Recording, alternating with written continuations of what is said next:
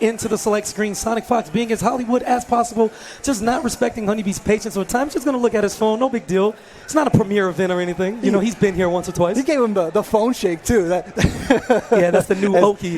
As esports as it gets. Here we go. SonicFox playing Black Canary, as you said. Only switching off Black Canary to go into Black Manta. And HoneyBee, the Flash God Lord, actually staying true to his name. It's impractical to fight in heels. You don't say. Funny enough, talking to SonicFox earlier, why the Canary pick? His claim is that she is a better Flash. Very strong opinions, but Sonic known for those daily. As HoneyBee going back to the Flash God Lord specialty, it's made everything work. Gets opened up with the overhead from that string into the Canary crash screen for the restand and damage galore. Yeah, both that level 1 and level 2 trait have put in so much work for SonicFox throughout the tournament, throughout his life playing Canary. And now here comes the mix from Flash. He can hurt you too. Don't worry about that. All that mix. So much speed with that trait active. HoneyBee was able to drop the combo and pick it up all in the same bunch. I'm going to give him props and say that was intentional. You know, swaggy for the Canadian. This time using the background bounce to save the meter. Here's the hard splat. No, drops it. Sonic Tech rolls out. Yeah, now HoneyBee has to be careful here with that full Canary cry, but just as I say, it is letting it rip, and now here comes the mix from SonicFox. He commits to that kick, spinning 2 bars for the air escape, and HoneyBee taking advantage, not only stealing the life and bringing the meter advantage slightly, closer to his favor as he running man stances, try to build some bar of his own.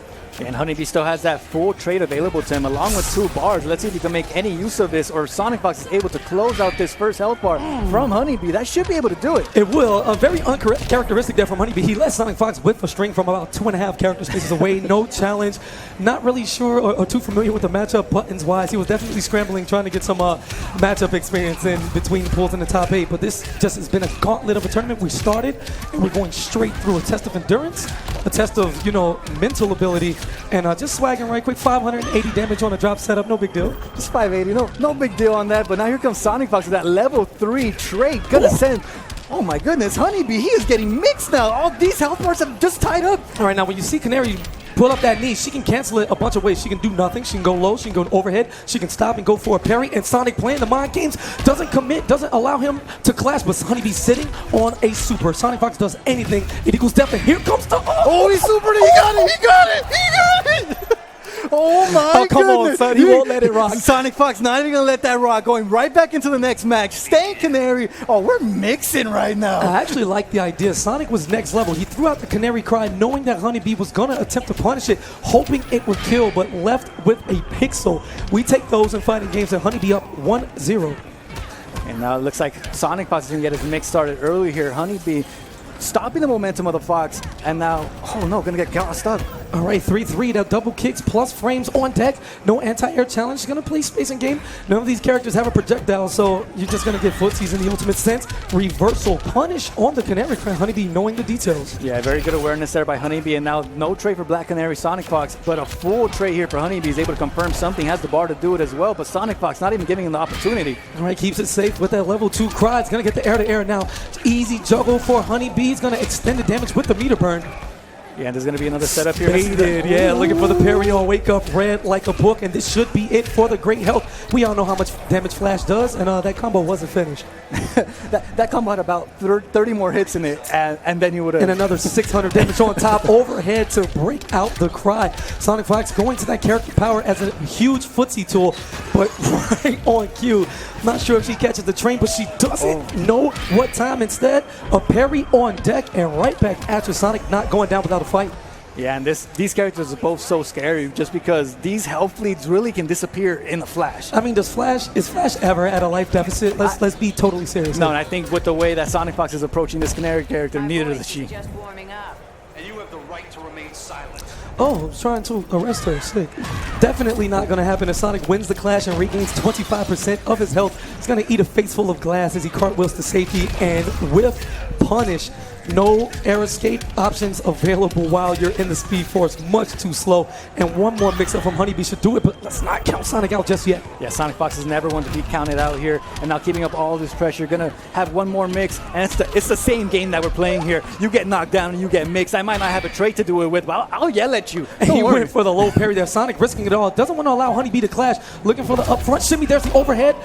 Knocked down to the corner and contesting the jump with the down 2 is HoneyBee. puts a little more mustard on the back three so he can't air tech out, even though he didn't have the meter. Wanted that extra damage, and HoneyBee now up 2-0. He just did it to Tweedy to get here. Can he follow it up? This amazing performance against SonicFox.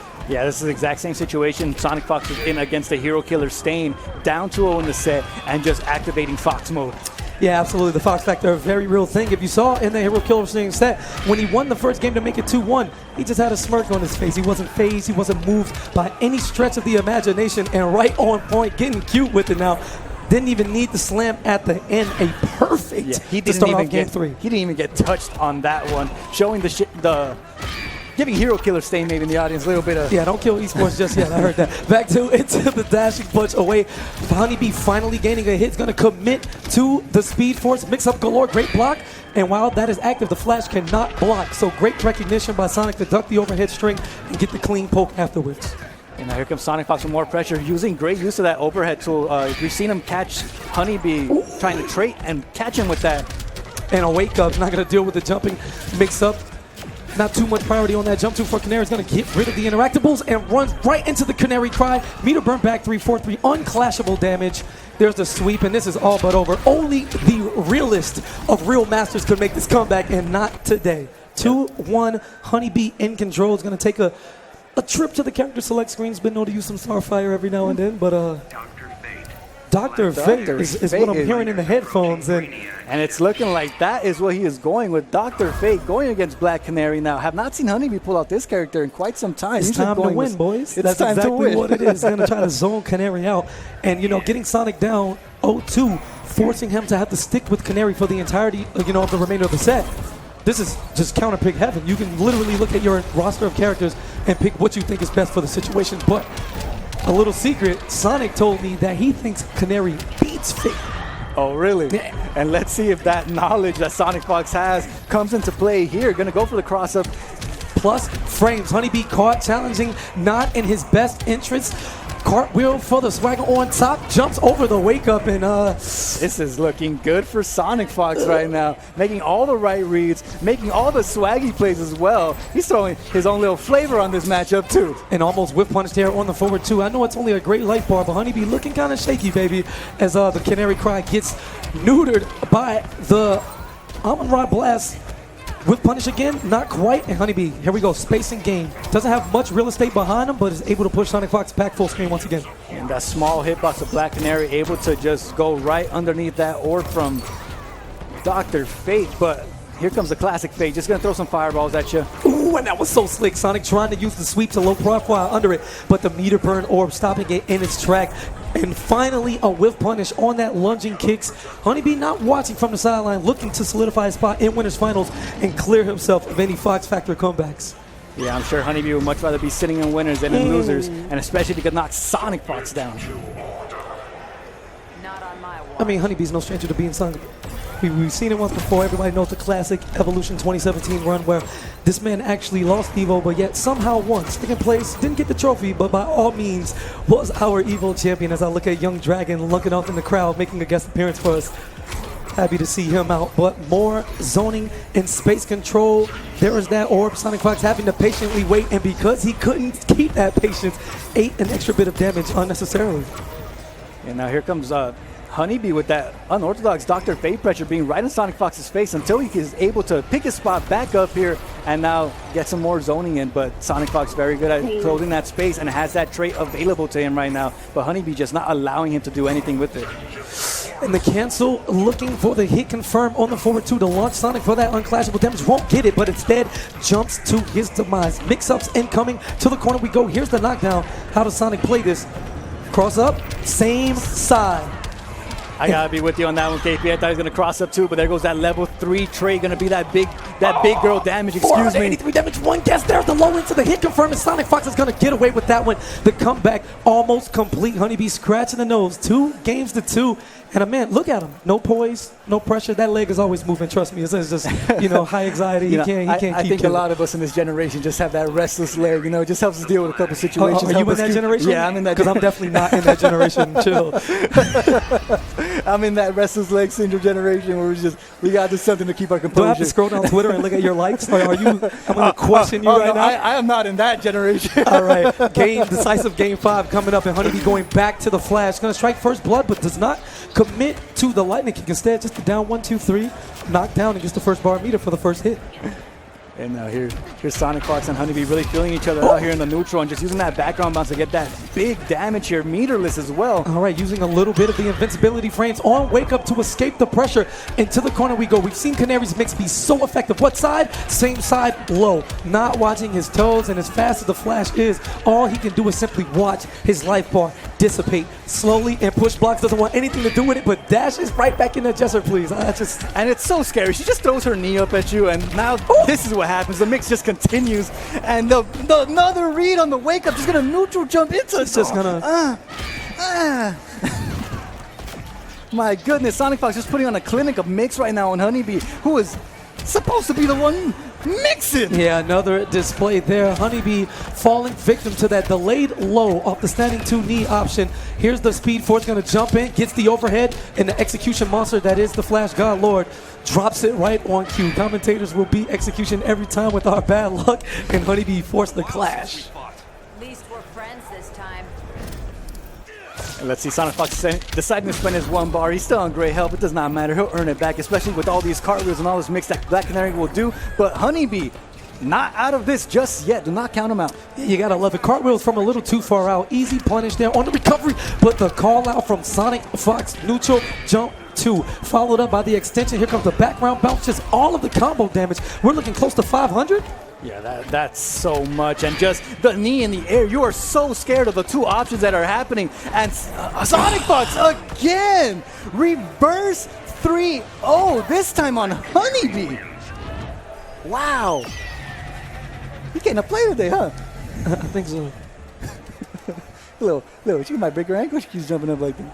Oh, don't mind me. I'm just like trying to practice my Canary thing, so maybe I could make another top 8. It's not looking too good right now. Anyway, SonicFox is going to advance after falling down 0-2. Poise, persistence, and just an overall, he's been there so many times. Yes, It's not a top 8 without SonicFox. Again, the lowest place I think he's gotten in this game is 5th. And he's going to solidify that and keep the train going on as we move to the other half of winners semifinals here at SCR 2018. It's going to be PG Hayatei, Robin Specialist, Character Loyalist. He's going to be going up against Gur, a man who found his footing in the Fighter Pack 3, dropping out. Wait, was it Fighter Pack 3 or was that MKX? I can't even remember.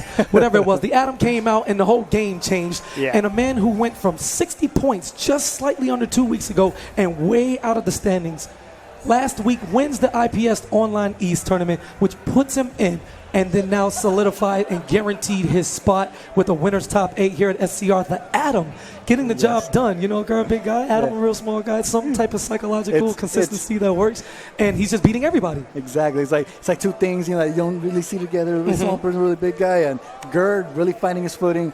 Really just a phenomenal story that he's had, just not even through this season, but last season as well. Was not really necessarily able to find that footing, but this season came out swinging, came out small and strong. He's in 9th place at EVO, wins Summer Jam, wins IPS Online East, and here he is in top 8 winners, looking extremely strong. And this should be a matchup. There's some extra things. Hayatei was talking to me, trying to get some games and learn the matchups and do all of that. It's like if you play Gur, this is the word on the street. I don't know if it's true. You'll have to ask him. But if you play Gur and you beat him, he will want to first to death you. But if he beats you, hey Gur, you want to give me some games?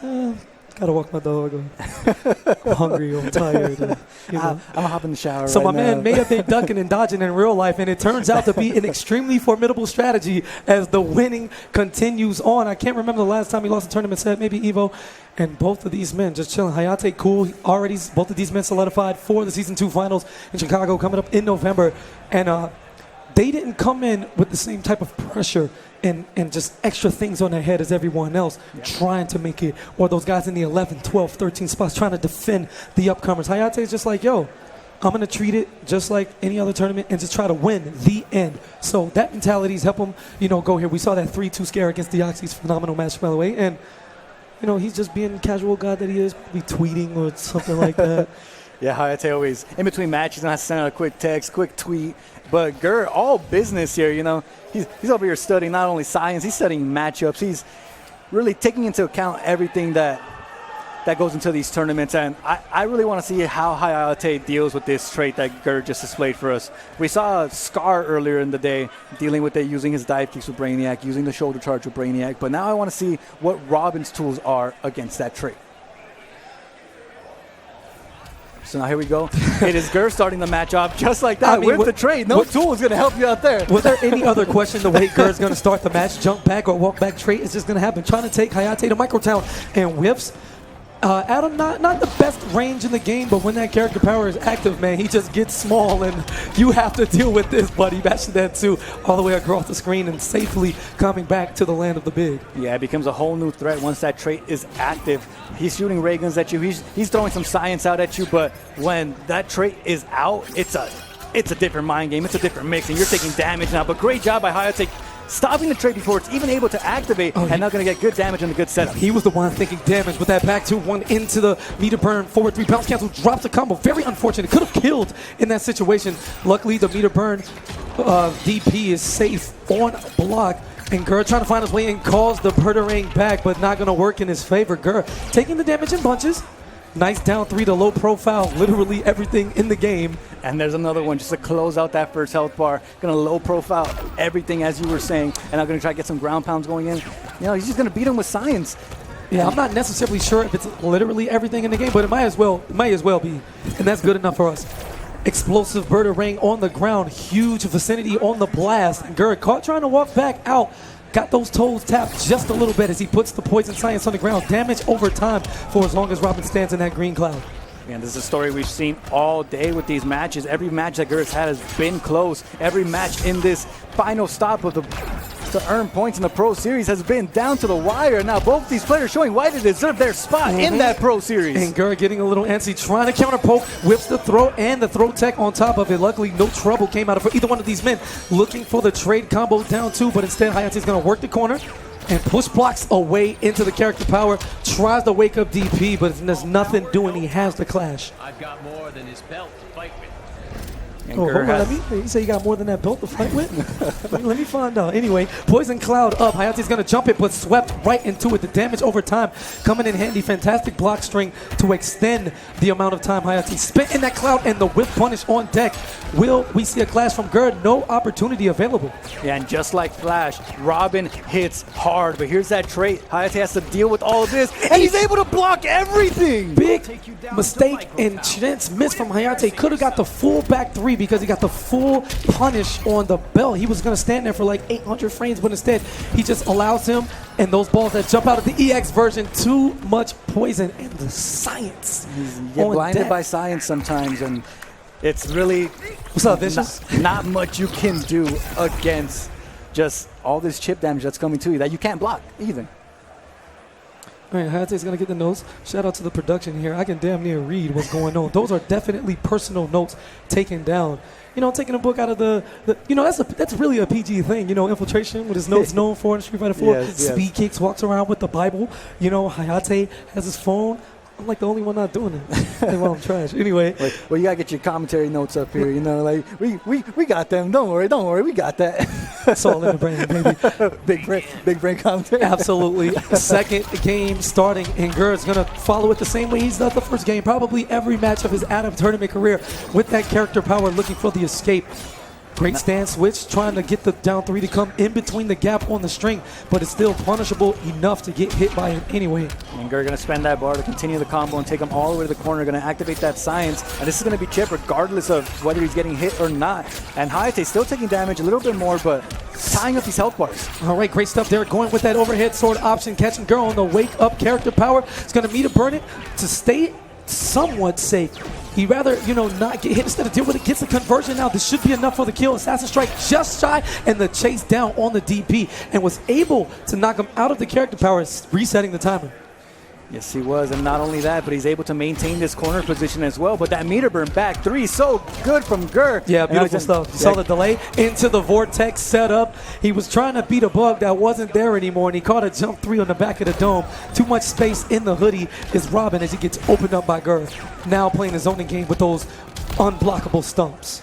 And nice shot by Gur, canceling out the trade as soon as he gets that overhead hit. But an overhead of his own, but just a little too far there from Hayatei. Not able to catch Gur. And now walking his way all the way back to the corner. Yeah, trying to keep it meterless there and gets the whiff punish on the down 3. Gur with the great recognition that he got opened up, immediately clashing, you know, Robin, one of the higher damaging characters from anywhere on the screen with at least a bar of meter as his disposal, And now Gur has to deal with it. Look at the imminent switch in gameplay, just walking back, doesn't want anything to do with this up-close Robin pressure. Yeah, Gur's waiting for that trait to be back while Hayatei is doing all he can to close out that space and make sure he is able to get that big boy damage that Robin is known for. And that could have been it, but again, he just doesn't capitalize on these punishes. Yeah, big opportunities missed, and Gur taking the second opportunity to keep that ground pound unblockable at full screen. The EX version, the plus frames way over the place. A heavy +7 and a trait special. If Hayatei can block this big opportunity, he interrupts it instead.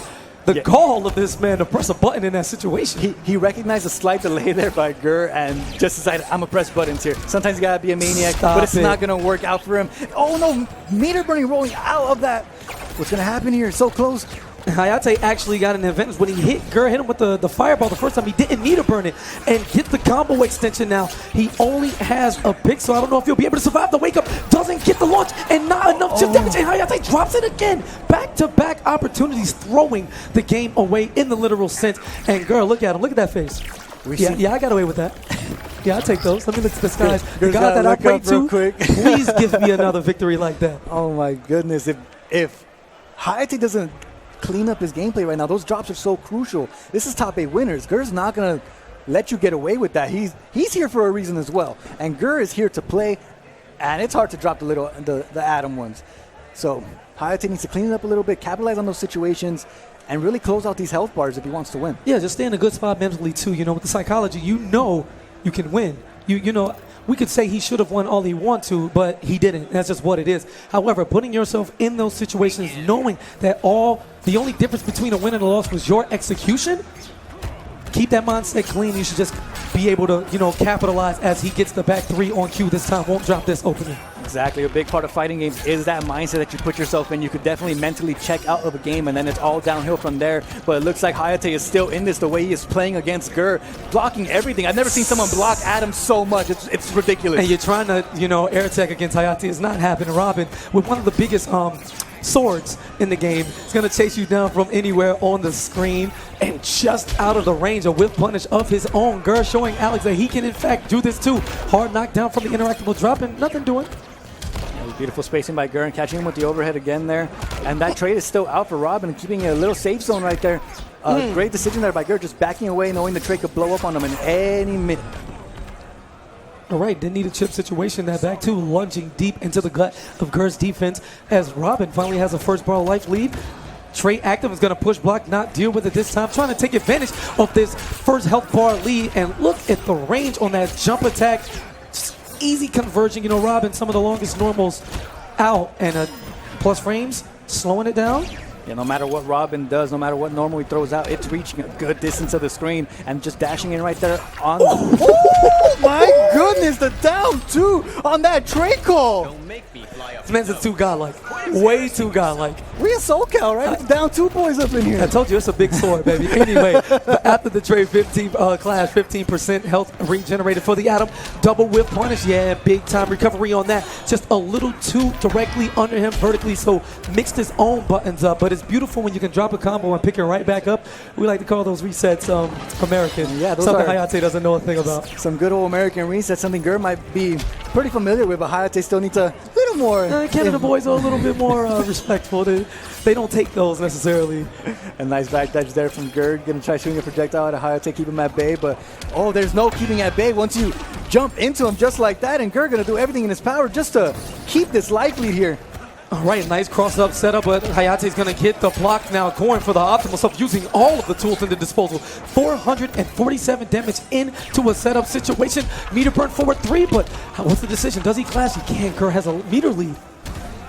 They're sitting with 2 bars and tries to bounce cancel that, and that's going to cost them. The game is 2-1. Hey, you know he was plus after that bounce cancel, right? Yeah. See, Canada may not be about American resets, but they certainly don't care about the traditional, way to play the game. That DP challenge instantly, knowing that girl was going to press a button. And if knowledge lets you know, Adam doesn't have anything that would reach from that range when the push black of the 4-3 came into play. So unless it was going to be a down 3 sweep, which wouldn't have reached from that range normally, Hayatei just believing in Gur's ability to press a button in that situation, and it worked out wonderfully. Even in the win, checking the notes, now 2-1. Gur still has some leeway here. But, although it looked more convincing for Hayatei with the W there, the life lead was extremely close. Yeah. So one mistake the other way, you talked about cleaning up the gameplay, and it was on display in round 3. Exactly. Hayatei definitely picked it up. Might have heard us, over those headphones to clean up. And now let's see if he could do it again here. Going into game 4, Gur just deciding to back away with the trade. Very smart decision, knowing he was not going to get a hit. My man was just having a drink, and he just got ragdoll tossed for no reason, man. Poor Steve trying to... I know, Theo Steve right there, not even able to enjoy his time right here. We're even going to break the jukebox soon, I think. Yeah, and good read from Gur. He's going to use it. Wake up, swoop, not sure, but gets the full combo punish anyway. Gur not, negating the character power in time. That trade full punish, dashing up into the double sweep, and Hayatei getting to the buttons first. Robin, slightly more aggressive corner control. Yeah, now Hayatei has the corner pressure here. Gur gonna throw that jukebox. No tunes for anybody up in this venue anymore. Gonna use that trade. Gonna take him all the way to the other side. But hold on, that trade is still coming back from full screen, and the smart birder ring is gonna get rid of that ceiling fan. Robin's rich, baby. We don't use regular ceiling fans where I'm from. As the 2-1 slices across Adam's back, and more of the same. A repeat of game 3 here. Hayatei with the life lead, is gonna have some leeway while he's still in great health bar, and the Savage down 2 once again. So reactionary, so clean, and so on point. Yeah, down 2 boys here from Hayatei, but Gur trying to get a meter burn forward 3 to get something started. Going to burn another bar on that blast, and nothing's going to work out for him. The science is out here, and going to bait out the down 2 that time. Very good adjustment here from Gur. Yo, the back dash into the forward dash. Let me get out. Hold up. I'm back in there. Staying right on point and down. Low profiling a down 1. Like, that's not okay. When you go to the size of a molecule or whatever Adam does. You get out of here with your crazy logic, okay? This is fighting games. As he jumps over with punishing the down 3 that went the other way this time. Yeah, the Microtown clash. And that fighting game logic, get hit once and you're going to lose half your health bar if you're Robin. Don't worry about it. But here comes Gur getting 15% of that health back. But Hayatei still sitting on a good health lead and still has his clash available with that bar. All right, the trade is out. Will he call it in time? He won't get a chance. Nice tech of the throw, but for Gur's, safety, he's able to escape with just the, throw tech. Doesn't lose any damage. Not any real spacing. Works out in his favor in that situation. Gur has to be careful right here. Those normals can reach at this range. Putting himself in the corner. Does have to teleport to get out and going to activate trade right underneath the down 2. And I think we may need to put a little bit more props on Hayatei's defense while in the character power. You try to air take, it simply doesn't work and ties it up.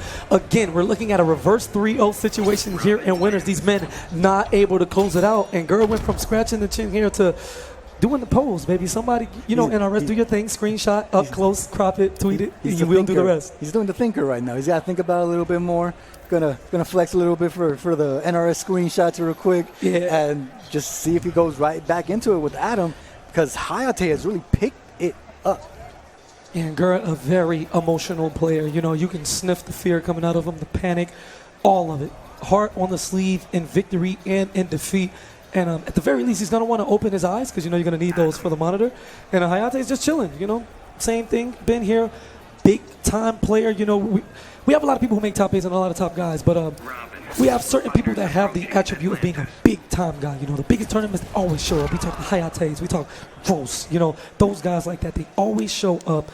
And here we go again. After being down 0-2, my man's just nodding his head like he was up 3-0 already to begin with. There's the thing about NRS games at this level, that all these players are playing such a high level that they don't let these losses get to them. They don't let these drops get to them. They keep playing at the highest ability. And now we're seeing it. It's 2-2 now. Anybody's game. And we've had nothing. This is our second game 5 of this top 8 already. All right, in the back 3, the damage continues on. Here's the Bird-a-Ring setup. Great delay wake up from Gur, but going for the meterless launcher this time. Hayatei recognizing he didn't have the bar for the extension. That's just awareness, you know. These guys always know what's going on from all sides as we finally get opened up here with the character power. That trait coming in handy for Gur, trying to figure out forward 3 on wake up, trying to keep it medium plus, and everything seems to be working now as the offensive swing goes from Robin to unblockable interactiveness. And this is looking very good for Gur right now. Going to get the science out. Hayatei cannot step in this or else he's going to lose his health bar. And there it is. The DP almost gets him high enough, but not high enough. Yeah, couldn't escape and continue the pressure for the win, but instead gets the chip damage and right back at you. No time to rest, no time to adjust. Robin, known for pressing buttons and the down two coming in handy. Gur, a little too telegraphed once he does the jump back character power. Hayatei's been bodying him with it every single time. Yeah, Hayatei's made that read like 3 times in this set already. And now this is back and forth, both players not giving an inch, except Gur right now in the corner, gonna get opened up here by Hayatei, gonna get a good block. He's just he's too small. Finally gets the punish on the swoop. Standing punish, full bars, 3 versus 2. Gonna deal an extra 15% damage to somewhat even things out, and now take a trip in the driver's seat. Hayatei has no clash. He has to deal with this. Wake up down 1-2, and now Gur, even game. So much damage, so many reads. Hayatei is definitely an NRS, but he will press buttons on your wake up. You better be on point, Gur, if you do not want all this disrespect coming from Hayatei right now. And but gets opened up by the overhead once again. Does he have enough in the tank to kill? Just shy. Bird-a-Ring setup. Overhead into the assassin strike, and the reverse 3-0 is complete. Panic Global. Hayatei, I like to call him God, but that's our personal time. Anyway, runs it back. The short delay. Gur looking for the throw and the throw tech. A little different way to see shimmies the way we do in NRS. And that overhead, so much mileage in game 5. I think Gur only blocked one of them.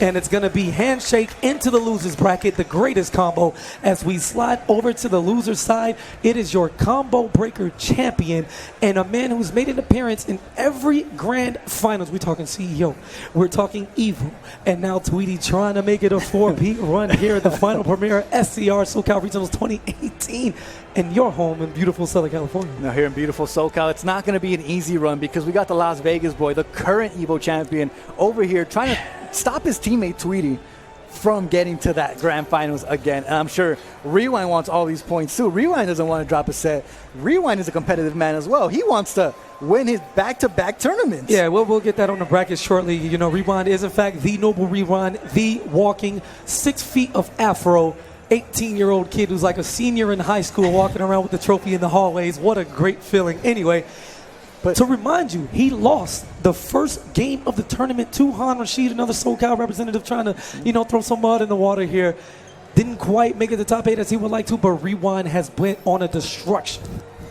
That one loss definitely woke the fire inside of Rewind up, brought out that champion mentality, and has allowed him to make his losers run all the way back here. But now maybe the biggest roadblock yet in his journey in Tweedy. Such a phenomenal player, and the characters he plays compared to who Rewind plays might give him a little bit of trouble. I mean, these young men are smart, super smart. They have a stable. You know, they'll go back and forth, counterpick each other, whatever it takes to feel as comfortable as they can in the finals. And speaking of a final, this is the run back of Evo Grand Finals, where Rewind emerged victorious after Tweedy, you know, fought his way back through losers going on. The pressures of Evo making that run, and looks extremely comfortable. And Rewind looking kind of sick, honestly, you know. Yeah, I saw over on Twitter, Rewind was saying he was getting over a sickness a little bit while he has the medical mask on, but, you know, that's not slowing him down from playing at his full potential. Rewind here has been a phenomenal player even since the beginning days of Injustice and late Mortal Kombat X. He's really been on the grind, and that up-and-coming young star that everyone's looking out for and everyone is expecting big things from. Yeah, it was a matter of time before he finally cracked the top 8. A slew of ninths and disappointing performances. He gets his first top 8 here in Season 2 at Combo Breaker to start things off, and then he just decides to win Evo. Just great stuff. Goes from, okay, I'm here, no, I'm there. But Tweedy, the #1 point earner on the leaderboard for the entirety of Season 2, looking to, you know, run the mantra of the theme that this is not Season 1. A different look, not the same names at the top just mopping everybody. A big shift in the rotation of Injustice, and he's arguably the best player on the planet right now as we get into the lovely Starfire. Yeah, Tweedy getting it off right there very quickly, whipping his hair back and forth, and Rewind making sure that Starfire has no space to get away from him. But again, so scary to try to meaty Starfire on Wake Up because she has so many options. Trying to play the spacing game. Starfire known for her great meter build and chip damage galore, but Tweedy playing up close with Catwoman. Wants to play the rush down game, keeping it safe. Checking with that down one's going to get the continuation. No. Looking for the cross up and back dashing away. No, sir. Tamarani in charge. And look at that hair. Isn't it lovely? Oh, she's whipping her hair back and forth. Don't even worry about that, KP. She's looking good over here in her Dodger blue. Representing that SoCal. Feels extremely good to be in spectator mode for this one as Rewind goes to the cat evade, building those scratches. And as he gets close, Tweedy with that trait, that fast, extremely damaging high chip beam to push Rewind back as far as he can. And great patience and defense from Tweedy. Gets the launch, disco lights, baits out the wake up. And yeah, so Tweedy's just in full control here. Wow, even gets the back three connect. Yeah, Tweedy is in the driver's seat right now, making all the right reads, getting all the anti-airs off, and he's just picking his spot, playing extremely patient. And it's one of the things I love about watching Tweedy's Starfire is that he's just so patient and knows when to pick his spots, knows when to bait you out, knows which projectile to use. It's so scary to play against a full-screen mix-up, basically. I mean, look at the level of respect of Rewind. The only button he has pressed in the last 20 seconds is forward until that one came out. But finally gets to jump in, something doing. Here's a throw, corner pressure on deck. Beats out the back two, high priority anti-air attack, but instead Tweedy just a little too late at the draw. Corner pressure for Rewind, and it's just gonna throw, you know, take the throw, right? It's a fighting game mantra. Yeah, a little bit of damage is better than nothing. And now here we go, is Rewind gonna get that cat dash drop into the forward three. This should be the health bar if Rewind is able to close it out, not drop the combo. Yes, he is. Yeah, he knew he was gonna counter poke there. Rewind just betting it all, and what seemed like the full train of Starfire in big time control. Ever since they got to this last fifth of the stage in the corner, Rewind has been in big time trouble, and Tweedy has to be scratching his head, wondering how that back two whiffed. Now clashing back to the walls, gonna have to deal with Catwoman pressure. No, let me reset the neutral, unblockable interactables, and wake up cat dash. Rewind simply doesn't care anymore. Yeah, the madman Rewind right here, jumping over all these not even air projectiles, the back two from Starfire, and just doing everything he can just to stay in her face. Gonna just go maniac mode. All right, the star out there jumping in. Tweedy had a very successful run up close with his pressure and rush down. And nice bait, jumps over that hair flip. Tweedy has to deal with this, gonna get the knockdown off of that whip. One guess and a dream. Wow, beats out the wake up. The air tech unsuccessful, what you thought. Plus frames on deck, and Tweedy, I like the idea, that quick startup on the disco ball move, but just not enough. And letting out bits of frustration as Tweedy there, you catch him, also a fairly animated guy. You know, some of the emotion, we saw his Evo run. We're not gonna get into it, we're gonna focus on this. We'll focus on SCR for now, but we see the emotion on all these player faces, and Tweedy letting a little bit out right there. It must be frustrating with the way Catwoman is just thieving her way past these anti-airs and getting those hits on Tweedy. I like Tweedy's determination. You know, before the tournament, we talked about all of the people who have a chance to qualify, all of the people trying to keep the defenders out. You know what Tweedy said? Yeah, I'm number one, but I've got 2,200 hours on this game, and I got bills to pay, so I'm about to win. What's up? Like, just want to crush the dreams of everybody as Rewind wakes up like a maniac. Air techs to keep it safe. Yeah, when you're playing and you're making as many grand finals as Tweedy is making, you're going to keep showing up to these tournaments. You might even gatekeep a couple people here. Hey, look, man, it is what it is. At the end of the day, fighting games are a one-on-one competition. And right there, liking the bounce back from Tweedy. Air-to-air, meeting Catwoman before she can take advantage with those fantastic jump normals. And good delay wake up there from Rewind. Now has the corner pressure again. This is the exact situation he was in last game to close out the game. And this is exactly how it got started, just jumping over all of these wake-ups. It looks like Rewind has really been labbing the matchups and the wake-up options from Starfire, and that's going to be that health bar. So much damage. Yeah. So much damage. So much damage here. All the screen positioning for Rewind as well. And Tweedy going to fight his way out with that forward two. Trying to chase down. Great back dash. Doesn't want to deal with the gaps in the string. Now Tweedy can close it out and do the normal one as the back two trades. Wake up DP right back at you. No continuation on the combo. See, he's too savage. That's why he's dropping the combos. You know, the fighting game gods are like, you don't deserve this. Okay? So we're going to make this one drop. And here we see Rewind. He's making great use of just those jump normals from Catwoman, that how she gets so small as well, able to avoid, and just the cat dash! Rewind! Goes under the projectile. He definitely knows about those properties. And Tweedy clashes and regains some life. No, neutral. Rewind gonna meet him, and that is a reaction. Young man, you gotta remember, he's like 12, so it's no big deal. His eyes work way better than ours. His hormones are OD right now. He's going through a lot of changes with his body. He's just enhanced. We should probably split the leagues up to like us old people and then make that play. We gotta go ourselves. age division real quick. Absolutely. We gotta go Pokemon Championships. Anyway, 4-1 gets eat up by that jumping 3-beam. Tamarani in charge. Meter burn to keep it safe now. Big time trouble plus frame. Tweedy trying to meter burn back through his way through it, and Rewind's gonna get the follow up. Cat dash into victory 2-0 as this phenomenal losers run goes wild now. The Evo champion trying to this could be arguably the greatest run and like all time. Like yeah, in the from discussion. the getting eliminated round one all the way to taking it to the one of the. But let's just slow down. Let's just slow down one match at a time. Let's not put him in grand finals just yet. Right now, we've he seen is two. Yeah, we've seen 2 reverse 3-0s. That's been the theme of this tournament thus far. Let's see if Tweedy will keep it going or if Rewind is here to change the status quo and blow up wake-ups like that one. Yeah, and with the level of play we're seeing right now, it is anybody's game, especially the type of characters that are being played right now. Starfire with the crazy amounts of chip, and Catwoman just with the crazy damage. And all this pressure being brought in by Rewind, baiting out all these wake-ups from Tweedy perfectly. Oh my goodness! I mean, that's a real man wake up. If I wake up and get punished and then you wake up again, you're an actual real man. So it's all good. It's like, you think I won't do it again? Absolutely. Watch me. Opened up, whip. Tweedy in trouble now. Starfire not known for a heavy combo damage, and she barely gets that to begin with. It's going to be forced to clash now, and before he can even get Rewind down to his second life bar, he has to deal with all of the mileage he's going to pick up. This is just insurance damage, as the wake-up cat dash is just, Tweedy has to be, psychologically damaged in this situation. Yeah, Tweedy has to be thinking himself, this guy cannot be this much of a maniac, just interrupting that as well. And everything's just going in Rewind's favor. The young man himself going to be one hit away, stuffs out the wake up, and Tweedy going to fall to Rewind. 3-0 out of the tournament. The losers run continues. Phenomenal, dominating performance there. Firm Rewind dug into that bag of characters. Came out with the Catwoman news, that was pretty effective against Starfire. And, I mean, we were just laughing, 2.5, 3 hours ago when, oh, man, the Evo champions and losers. I definitely tweeted that, just so people knew what was happening in terms of competition and the way the brackets were set up here at the final premiere. And, Rewind clearly doesn't care about your losers bracket or anybody standing before him. He has reached the top of the mountain once before and looking to continue that I want to say dominance, but let's see him do it, a couple times more as we get the update in the losers bracket. Deoxys did, in fact, defeat Silvereye, who's going to go home in 9th place, but has also solidified his spot in the Injustice Pro Series Season 2 finals. So great stuff to him. He's been grinding super hard, hell boy.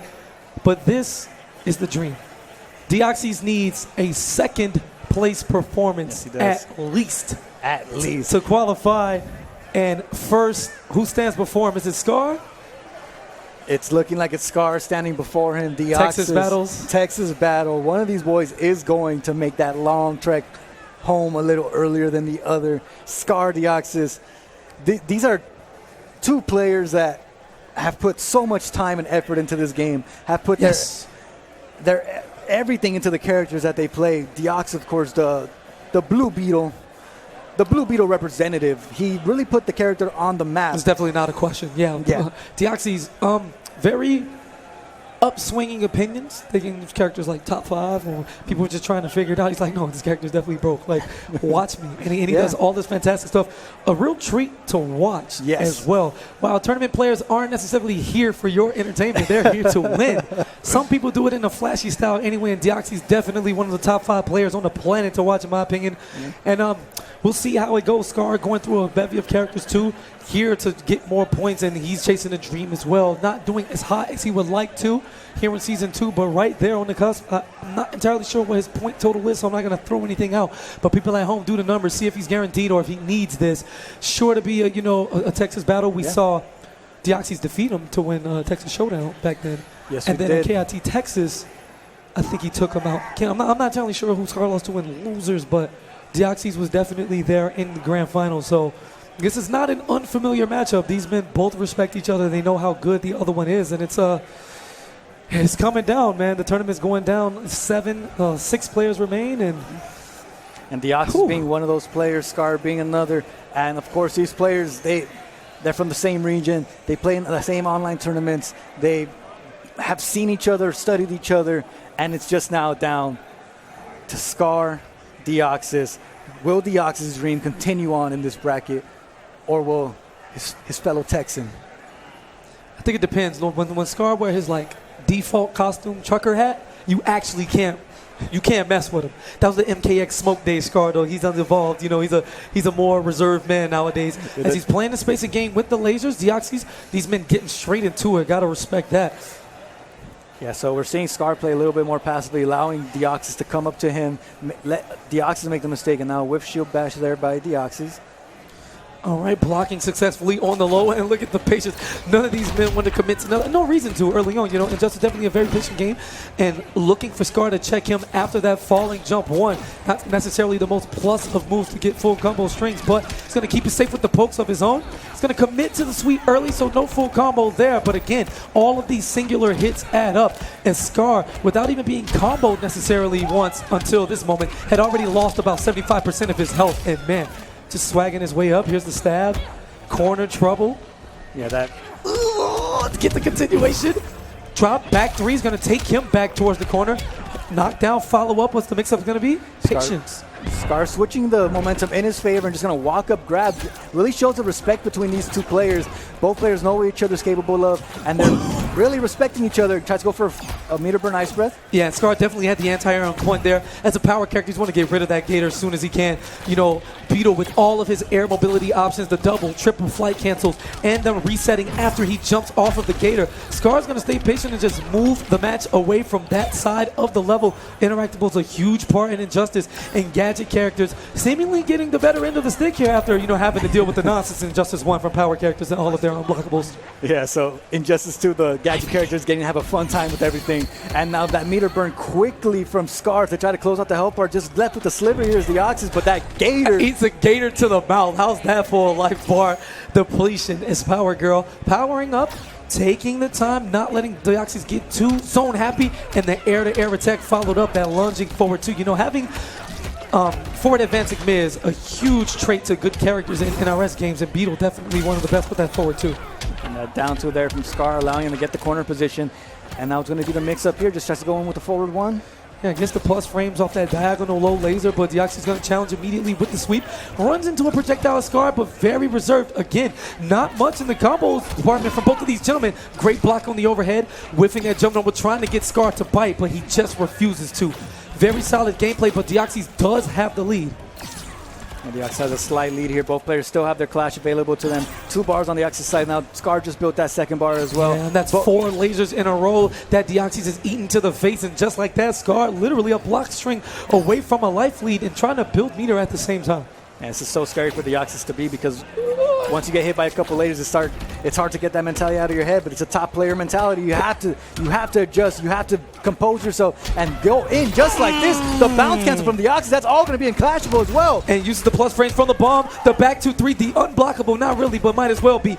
Looking for the interrupt on the back one on the bounce cancel. Throw into the corner and the wake up jump one. Fantastic. So smart. Slip. Super hit confirm cancel into the air projectile. Scar simply not ready in that situation. Probably couldn't clash it to begin with. I'm not even sure because I haven't even seen that before. And Blue Beetle's going to get away with game 1. A lot of patience. And Deoxys making the advancement reads at the right time. The meter burn rolls. The back 2-3s, super punishable string, but he just knew it wasn't going to hit. Keeping it safe with bounce cancels and even using, risky moves like the down 2 after his own plus frames. It was just next level. For as much patience as Scar had, Deoxys just outsmarted him in the mind game department, and that was all the difference in game 1. Yeah, now it looks like Scar here getting a little bit of advice from the SonicFox himself. Deoxys just waiting patiently, wants to keep this momentum going in the game. Really made some amazing reads at the end of that last game. All right, taking advantage of one coach, 30 seconds in between games. You got that clock? Oh, come on. Look, my watch faces me for a reason, bro. And now we're going right back into it. Let's see if Scar, he is going to go with his Brainiac, his secondary character. basically mains both Supergirl and Brainiac respectively, depending on matchup, and it's just looking like he wants to try it out. Yeah, only 1-0, so if Scar doesn't like the Brainiac pick, he will have a final chance to, surf the character select screen if his heart desires. But let's see how this goes. Gonna start off with projectiles, calls out that beta drone. On the way, nice duck from Deoxys, but he does know he has to slow it down and try to stay grounded. That Brainiac dive kick, some of the most priority in the entire game, also with those low strings, so you're looking at a 50-50 anytime Brainiac is relatively close to you. Yes, you are, but it's not going to matter if Deoxys has you on the ground like this with your back pinned to the corner. And trying to use the interactable there is Scar, and now Deoxys coming in with more projectiles, using those far-reaching tentacles just to get a hit on Deoxys. All right, Patience tries to summon the drone in between, but nothing doing. Going for the cross-up. Easy block for Deoxys right there. Taking his time, and he has Beetle grounded. No challenge on the dive kick. And the overhead bounce cancel. Look at this damage. 385 from the back two. And Scar, again, just going to walk. This is Brainiac ships. He should get like a 2,000 health bonus. That's just me. It's a superhero game. Let it rock. Yeah, he's got the home field advantage. You should be able to use the tentacles in the background. He definitely jumped out the chair for this top 8 appearance, but Beetle caring nothing about that, doing his best to impress Batman and be the hero we all deserve. But Scar gonna stay patient. 589 damage is a lot, but 2 combos can get that done with Brainiac if he gets the proper setup. And there's the down 2, reaching to, well, we're outside of the Earth, so it can't be the heavens, but different parts of the universes that Brainiac has collected. And he's going to steal some of that intellect from Blue Beetle, but it's not going to matter. Deoxys is going to use that interactable to get a hit. Very nice confirm as well. Going to take him all the way to the corner again. That was actually super sick. It looked like on reaction to the summon of the trait, he used the meter on that swing to armor through it and get the punish. Deoxys super next level. Not only knowing his spacing character-wise, but watching the stage at all threats and how it gives enhancements to his gameplay. And it's not the first time we've even seen him do that. In the first set against Big D, we saw him use the frozen trait, the frozen interactable, but great job by Scar, minimizing the damage at least, not using his clash yet, so he's able to recover some of this health and close out that health bar. Oh, and gonna challenge the forward dash. Not sure what Deoxys was looking to, maybe feeling himself a little too much late on the punish. There's the down 2, and those flow shenanigans will not work against this anti-air prowess from Brainiac. It's gonna extend the range on the tentacles to keep it safe. There's the dive kick, forward 3 for plus frames. That was so slick. Scar going in now to the corner. Yeah, I'm just gonna clash wants nothing to do with this corner pressure. So even with everything that went down, all the momentum that was on Deoxys' side, he is still forced to clash first. And now there goes some of the meter from Deoxys' side. No clash available, but still has a health lead. That painted drone still held active, keeps it safe. There's the throw. And Scar very much in this one. Follow up again. Deoxys getting a little antsy, not quite throwing out as many projectiles as he used to. Looking for the whiff punish, just the down 3, same side. And commits to the low, looking for Scar to challenge the gap in between the 1-1, but instead, risky as ever. Deoxys known for taking the chances at any time necessary. Clash active. Scar's gonna come in. Yeah, let's see if that risk pays off for him. He needs one more hit to close out this game against Scar. He needs one more game to close out the set. And Scar hovering over the player select. It seemed to go a little bit better with the Brainiac out. He was able to challenge a little more, able to mix the way Blue Beetle does with the dive kicks and with the lows. Yeah, so SonicFox coming back to the stage. Deoxys waiting for the perfect time to punish that meter burn dive kick. We hadn't seen it throughout the entire game, and popping that 6 frame down 2 to get the job done. Yeah, he was trained by Batman. You had to have a 6 frame down 2 of you if you kick it with Batman. And now here we go. Scar getting that last few words of advice from SonicFox before he locks into Brainiac for the rest of the set. And Deoxys 1 game away from keeping that dream alive. The man needs a second place performance at the very least to even be in the conversation as we see how the points mix up finalizes here with the rest of the top 8. Getting to throw that all-important first bar of meter you get in NRS Fighters. Huge advantage early on. Injustice not the easiest game to make a comeback by any stretch of the imagination. But there's the raw jump. 1 in the down 2 challenge up close. Looking for the jump. Called him out as Scar. And gets the punish with the dive kick. Now this is some optimization on a punish. And that was continued on with the background bounce. Deoxys just kind of backing away here. Scar getting a little aggressive now. Closing out the space. Forcing Deoxys to go all the way into the corner. That was sick, that jump 3, because Brainiac is such a tall character. All of the setups will work. Great blocks from Scar plus frames, but backdashing out of the follow-up wants nothing to do with it. Great air challenge, but a little too far out for the forward 2 to hit.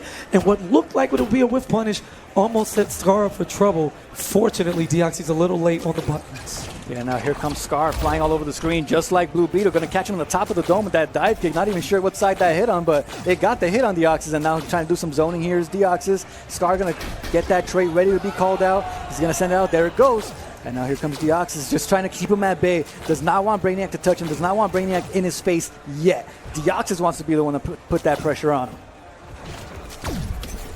Now here comes more zoning from Blue Beetle. Both these players really respecting each other. Yeah, this is the game we've seen all set. Just that respect from both players. Enough hits done on the drone to get the drop down, and the invincibility frames on the escape from the interactable allows Deoxys to, not get bopped in that corner. Once again, wake up down 2 into the bounce cancel forward 3. And yeah, Deoxys having his way. He's not going to commit to the unsafe moves. Going to back it up with bar and 2 more meters for the air tick. He now has no meter, so a clash wouldn't even be in his best interest as Scar takes 400 damage. Now you have to deal with this pressure. Look at the extended limbs, those tentacles coming into play. There's that sweet spot of Brainiac. Once he gets you in that corner, he takes a couple steps back. He's still got the tentacle arms to reach you, but you do not have any of the tools to reach him.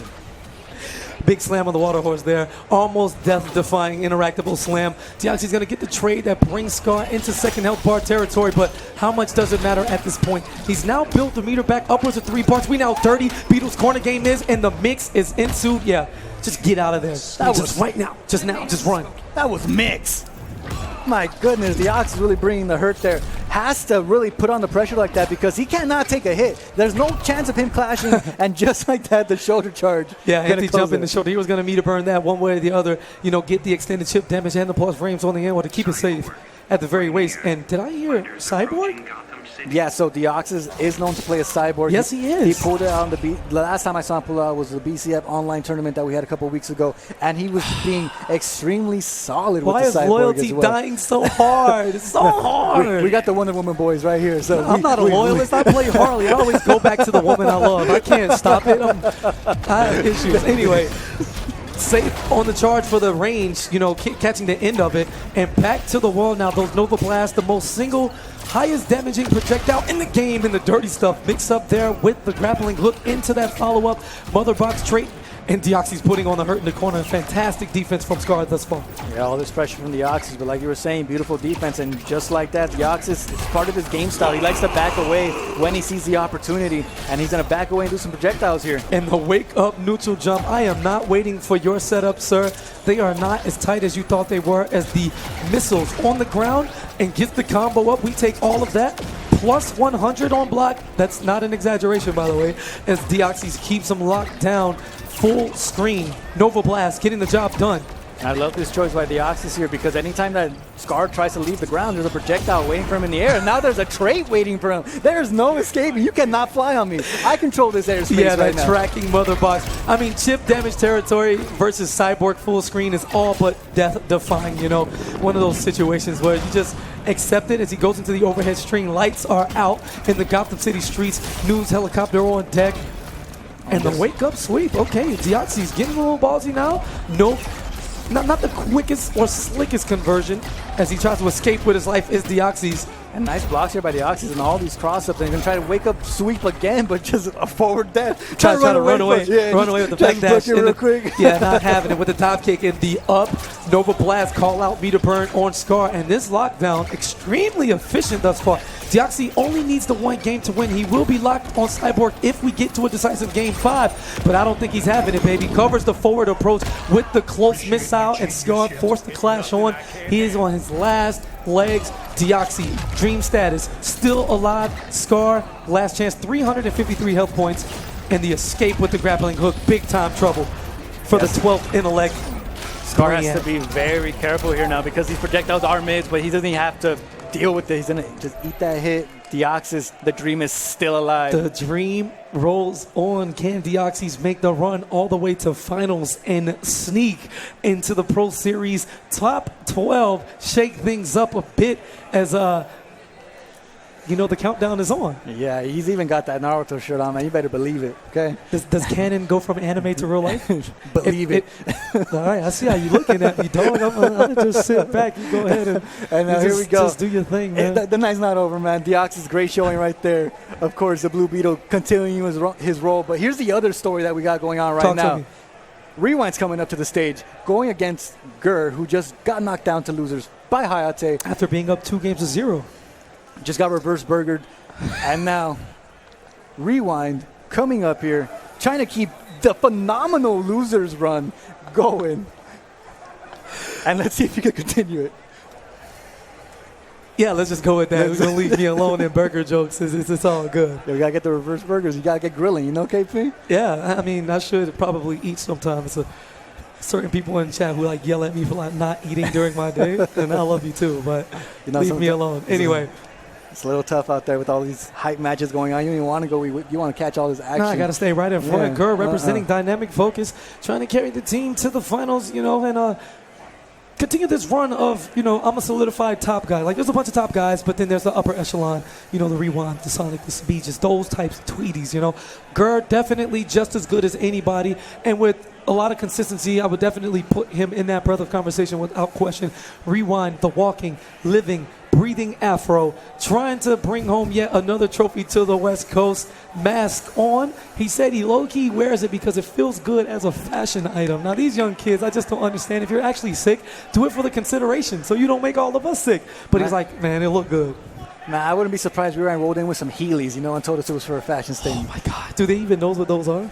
The young kid like that, he might not. You know? They might not. I can't tell with these kids, man. It's so shaky in this community nowadays. But it's going to be Catwoman once again. The Atom back on the screen. No question there coming from Gur. So they check everything. Make sure the buttons are nice and tight. Yeah, with a high-stake match like this in the loser's bracket, you want to make sure your buttons are working. You want to make sure those buttons are right. You want to leave nothing up to chance. Only leave it up to your gameplay. Now, if you want to know the direction, you can head on over to Smash GG. The bracket is being updated live. You can follow Rewind's losers run where he was actually down 2-0 in a couple of those sets, able to make the turnarounds and the throw, catching the backdash. Catwoman known for some of the best throw range in the game, ambiguous stuff with the jump one, and challenging the stagger is Gur. Luckily, Rewind did not have the meter to extend that cat dash for the crumple and follow-up, but back to the defense. We saw Hayatei play excellent defensive against Adam and Trait. Rewind getting opened up early, but again, there's a lot of tournament to be played. Yes, sir, is. And this game has just gotten started. Rewind finding himself where he's been most comfortable, right in the corner, going to get that up whip going. Oh, just keep whipping him. Push block in the Trait. Trying to mix. There's the overhead coming from Gur to get up safely. Down 3 special. Doesn't need much in the combo department. Again, all of these singular hits keep continuously adding up. Plus frames. And look at the walk forward. That's just fighting game prowess. And Rewind being in Gur's head. Looking for the back dash. Step up. Chase it down with that great advancing mid and forward one. And just look at how intimidating she is walking towards you. Yeah, Selena looking very good, just walking towards the Atom right now. But as I'm saying, I'm going to get taken all the way to the other corner. Going to try using this whip as a spacing tool here is Rewind. Going to throw out some normals, and he's going to get punished by Gur. No, it's not a wasted bar there, and his only bar. Yeah, it was a good adaptation because Rewind had whipped 2 hits of the string, and had he done it again, he would have ran right into that ray gun.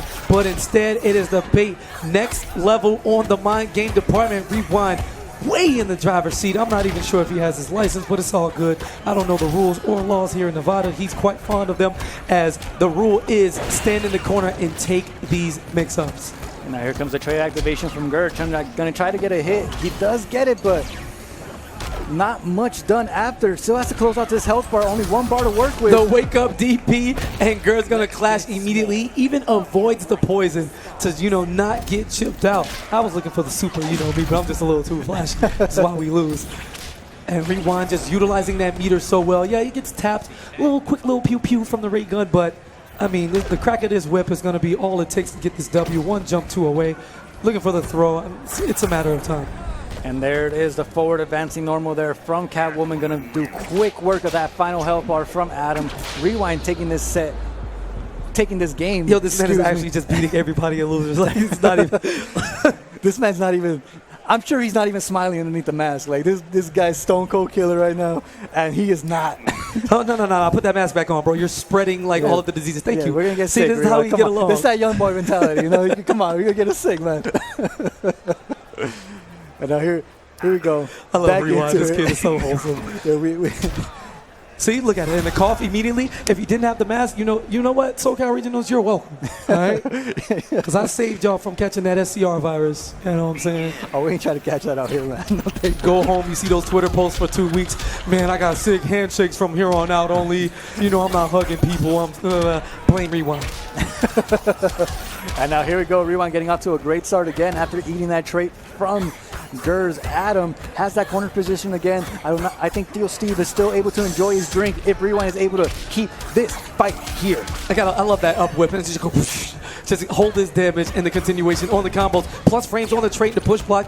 Great trades of meter into the character power, but again, Gerd nothing doing full combo damage. Won't be able to stop this extension. And does he have enough for the kill? He doesn't. Hard knockdown into chip damage territory, and that trait from Catwoman coming in handy. 3 scratches, 3 cuts, and enough to get to red health. Gur in trouble. Just got forward 1 out of the trait. Come on, man. Like, Rewind. Yeah, and the trait had already activated, so it has to recharge all the way back again. But now Gert's sitting on 3 bars of meter, exactly what he needs. But he cannot be eating back 3s like that if he wants to get back into this game. Rewind doing all he can to keep this gray health bar still there. Oh, and the down 2 whips. This time the back one's going to connect. You know, if at first you don't succeed, you know the rest of the song. As Gur spending 2 bars, Rewind going to meet him so he gets nothing back. Tosses the TV. You know, interactables are cute, but it's not adding up much offensively for Gur as he tosses the ceiling fan. Nothing doing there. And character power, it's so rough for him right now. Oh, nice throw there by Rewind, knowing that Gur had to block after that situation. And now he's just going to eat those normals here from Catwoman. So meaty, so many hits, so much damage. Oh my goodness. Put the rope around him. So, okay, I see, you know, Selena likes what she likes, and I'm all good with it. You know, no shame over here. But winning is what she likes most clearly in Injustice 2 as Rewind jumping out to a commanding 2-0 lead. Gur's going to have to do what happened to him. He's going to have to take that burger and throw it back. He's in and out is trash. He's I said it on burger. commentary in Cali. What's up? Anyway, we're going to stick on Injustice and argue opinions later in your cardboard fries that almost killed me. Yo, those. You got to throw the sauce on them, man. If you're not saucy with them, then it's not the same. All right, you're going to show me how to do it later. I give him a second chance. Yeah, here we go. But let's see if Rewind can stay saucy here and keep up all that pressure, keep up all this gameplay that has brought him to the point where he is in this loser's run. He's still rolling. All right, this time a delay on the activation. I mean, we all know he's going to go for it immediately, and that should be a punish. Just gets the down 3 from it, the hard knockdown in that red trait. Not able to jump and looking for the explosion. Big time plus and a launcher if it connects. But, you know, Catwoman not very formidable in the subject of science. She doesn't care, skipping all of the classes to go steal countless valuable items. So the Atom and all his teachings have no effect on her. Great opportunity for Gur. Background bounce off the string so he gets 350 plus without having to spin meter. There's the goo. No follow-up. And now here's the trade again from Adam and getting that quick knockdown on Rewind. Just poking here with buttons and right underneath the whip from Rewind with that down 3. Going to sweep those toes out from underneath Selena Kyle. Now here comes more pressure here from Rewind. All right, -7 back-to-back. Not going to get the punish on it either time. Not sure if Adam has a move quick enough to go. There's the overhead splat to keep it safe. Nice low profiling, and Gur going back to the basics. Forget trying to find the combos as, you know, Rewind wake up DPs once again, because why not? Teleports away, and there you go. More mileage, more pokes, more sweeps. And now we're seeing a different Gur playing right now. He's playing a lot more patient. He's making the right reads. Here comes that low projectile that Adam has when he mixes the science, excuse me. And now, this is exactly and Rewind is getting poisoned right now as he completes that B&B. The Science taking all of his life chip damage territory. The second Adam gets to set up another beaker, it's going to be over.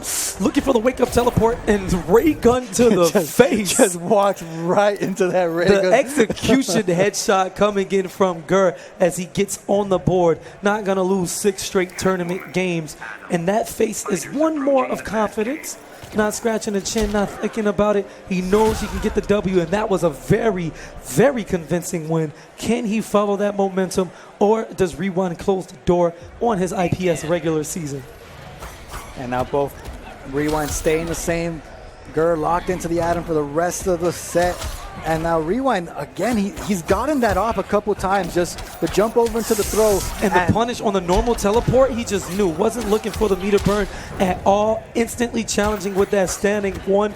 And now jumping out to the life lead, counter poke into throw. And now that sweep again from Adam, one of his best neutral tools, that down three. But using the interactable not only to avoid the trade, but also get a combo off and the corner position. I'm actually surprised to see Gurr get hit about it. Known as the interactable master of the scene without question. Always aware of his surroundings. What could be meter burn, gaps, and block strings. Power or gadget character gets opened up by the armored bomb. And here's a throw. Check yourself, baby. You got ants in the air. Okay, get him out of there. Run up, down three. No, just going to back off. Yeah, and Gurr really has to do something here to close out this first health bar from Rewind, and that's not going to be it. Ground pounding into a whip. I'll take you down to Microtown. Have you had your Oh, trying to take her down to Microtown. I mean, Catwoman would definitely go down to Microtown, steal everything, and bring it back. So it's all good. I'm sure she's due for a visit. No big deal. It's just new people to rob for Catwoman there. Exactly. Meter burn back three. Ray gun coming out on deck. A little pew pew for Selena. Trait activated. Overhead splash going to come out safely and trying to backdash again. Caught by that range. Catwoman throw distance so big as Gurr goes for a throw of his own. Yeah, reversal throw this time on that missed punish that he missed a couple times last game, but now again he finds himself in the corner and he's getting thrown again. But here comes a trade from Adam. Going to try to mix up Catwoman. Really chip her out. He does not. Needed one more hit, and because of that, that could be his tournament life. The clock is ticking. The countdown has started. Nice push block, but how much do you have left in the tank? Yeah, let's see if Gurr can write up a new game plan right there on that clipboard and really close out this set, but he's going to eat a whip right to the face. Stealing the pencil out of his hand mid-writing penmanship. The loser's run phenomenally continues. Rewind. Oh, man, I think the fro just grew an extra inch. I can't. My man's is powered up as Gurr. You know, a solid fifth place, a little disappointed, but at the end of the day, you are looking at a finalist for the Season 2 Injustice Pro Series. And, you know, the show rolls on. I'm just going to lounge back. I'm just lounging back casually because that's what Rewind is making this tournament look like, just casuals. Yeah, Rewind is definitely coasting through this loser's bracket right now, showing why he was that Evo champion, showing why he deserves his spot in that Pro Series finals. And he's really not letting up on the gas. Every single match we've seen Rewind play has just been fast-paced, big damage, quick games. But coming up next here, we got a... Speaking of fast-paced, the Flash God Lord makes his return. It is going to be HoneyBee, the Northern Arena champion, also sitting in the top 12, solidifying his spot for points in both of the available ways to him. You talk about dedication and having a goal and, you know, achieving both of them. It doesn't get much better than HoneyBee. However, he is going up against young Deoxys, the kid who missed a premiere this year because he was like graduating high school. You know, this real life stuff. 10-0 matchup. I respect him for it. But here he is on his last leg, needing the miracle run. Flash or Starfire or Fate. You know, HoneyBee has characters. No secret that we're going to see Deoxys Beetle. Yes. Or will we see Cyborg? Maybe it's not a secret. You know, I feel like Deoxys is going to start off with that blue Beetle because he does have a lot of matchup experience against Starfire. Him and Tweedy have run countless online sets together, not only in tournaments but in War of the Gods and just casual play. So if he's going to try, I feel like he's going to try to feel it out and keep this dream alive. I don't know, because the word on the street is that Beetle actually does tremendously well against Starfire, and Deoxys has done his fair share of cooking them. All I want to say, we can fact check Deoxys later. He's such a humble kid. He'll tell you, yeah, like, you know, I probably beat him by 1, even though he beat you like 30-5 or something like that. So it's such a fantastic spirit, you know, the family raising a good guy. And HoneyBee sitting on the Flash now, gonna go to controller configuration. All right. Yeah, and the Flash does have options against those fly cancels that Blue Beetle has. His down 2 does reach up to the heavens. Stop it. Yeah. What a good move. Yeah, it's so good. He reaches so low. He gets so low to the ground, too. And that is the matchup we're going to see. It's going to be the Flash God Lord himself going against Deoxys' Blue Beetle. And shout out to I know y'all probably get tired of me saying this, and I don't care. Randomized gear is so godlike. Look at Beetle right now. That's so sick. Yeah, you get some of the sickest gear combinations here with the randomization option. And this is... Definitely not a tournament. Yeah, it's Yeah. And Blue Beetle probably has some of the sickest gear in the game, too. The Oh, way absolutely. the Scarab decks him out. He even has like a superior spider. You know, when you look at button checks in NRS, you have to look at the type of combo, and that's the only way to determine whether or not it's button check. So, game 1 here in the losers quarterfinal. Deoxys strikes first blood with the background bounce at his disposal. And I mean, look, man. 391 damage into the setup. Extremely ambiguous there. Hit confirms into the stab. You know, maximum damage in that situation. And working on it perfect as HoneyBee tries to find his way in, which is exactly what the Flash needs. I'm going for that triple low. There's HoneyBee into the overhead here. Going to confirm into trade. Going to keep this rolling. Going to try getting the reset. Yes, he is. He went for the reset. It worked out for him, but unfortunately dropping it right there at the end. And everything going to his favor. Really ugly punish situation there as Deoxys swings with a down 2 on wake up. Not going to deal with your Sonic Pound mix-ups. I don't care. Hold this float cancel. Here's the back 1. Keeps it safe with the 4-3 bounce cancel. And a lot of patience from HoneyBee. I'm liking his corner defense so far. Yeah, Deoxys here showing that he has resets in the corner as well. He's no one to sleep on. And you better be ready for these overhead and lows. You don't know what side he's coming on, all these cross-ups, and now a shield bash is just going to close that one out. Yeah, Deoxys does know to punish that lightning kick right on point with the reactions. HoneyBee using that phase to shake through the projectiles and build some meter. Cross-up situation. Deoxys almost putting his back to the wall, and I love the idea. Backdash into interactable. Again, Flash cannot block, so there was nothing HoneyBee could do in that situation as that swing is a mid at that distance. And he's going to eat a meter burn projectile to the face as well, finding himself in the corner here is HoneyBee, just taking stray hits, and it's adding up. All right, gets the punish on that slide from the running man stance. Overhead, it's not going to commit to anything, does not want to allow HoneyBee the opportunity to clash and regain any health. Here's a throw to 121 damage at a time, running into the projectile, and HoneyBee in big time trouble here. And that should close out the health bar here for HoneyBee, but he has a long road ahead of him if he wants to win this Listen, game don't be still. fooled. Flash definitely has the life lead here. Okay, you just slow down. Yeah, it's a long road, but Flash can run that road pretty quickly. But unfortunately this time, Deoxys is able to close out the health bar. And now up 1-0 against HoneyBee. I saw that flick of the chin. You know, Deoxys going for the non-existent chin here that, you know, these 15-year-olds, some of them have them, but the baby face, you know, one of our precious, you know, children and future stars in this scene. Just stay pure. You know, just don't try to go alternate costume just yet. Grow that real man beard. Just hold on, Deoxys. Stay young. You gotta go through your first season, you know, like with the clean face, and then you get to grow up a little bit, get a mustache. Running man stance into 1. Here's the whiff punish with the overhead, but that does not combo into the Sonic Pound. HoneyBee not expecting for it to hit, goes into the trait, essentially wastes it. And more projectile pressure. Playing the simple traditional fighting game, fireball game, you know. Just keep them out in front, safe, pretty decent recovery. On it, and the jump 3 into the instant low stab. Overhead low as quickly as you can press it. And like that special move is one of Blue Beetle's fastest low attacks as well. So it's actually a really good tool for him to use. And it worked out for him. But HoneyBee now getting all this pressure off, has 2 bars to work with as well.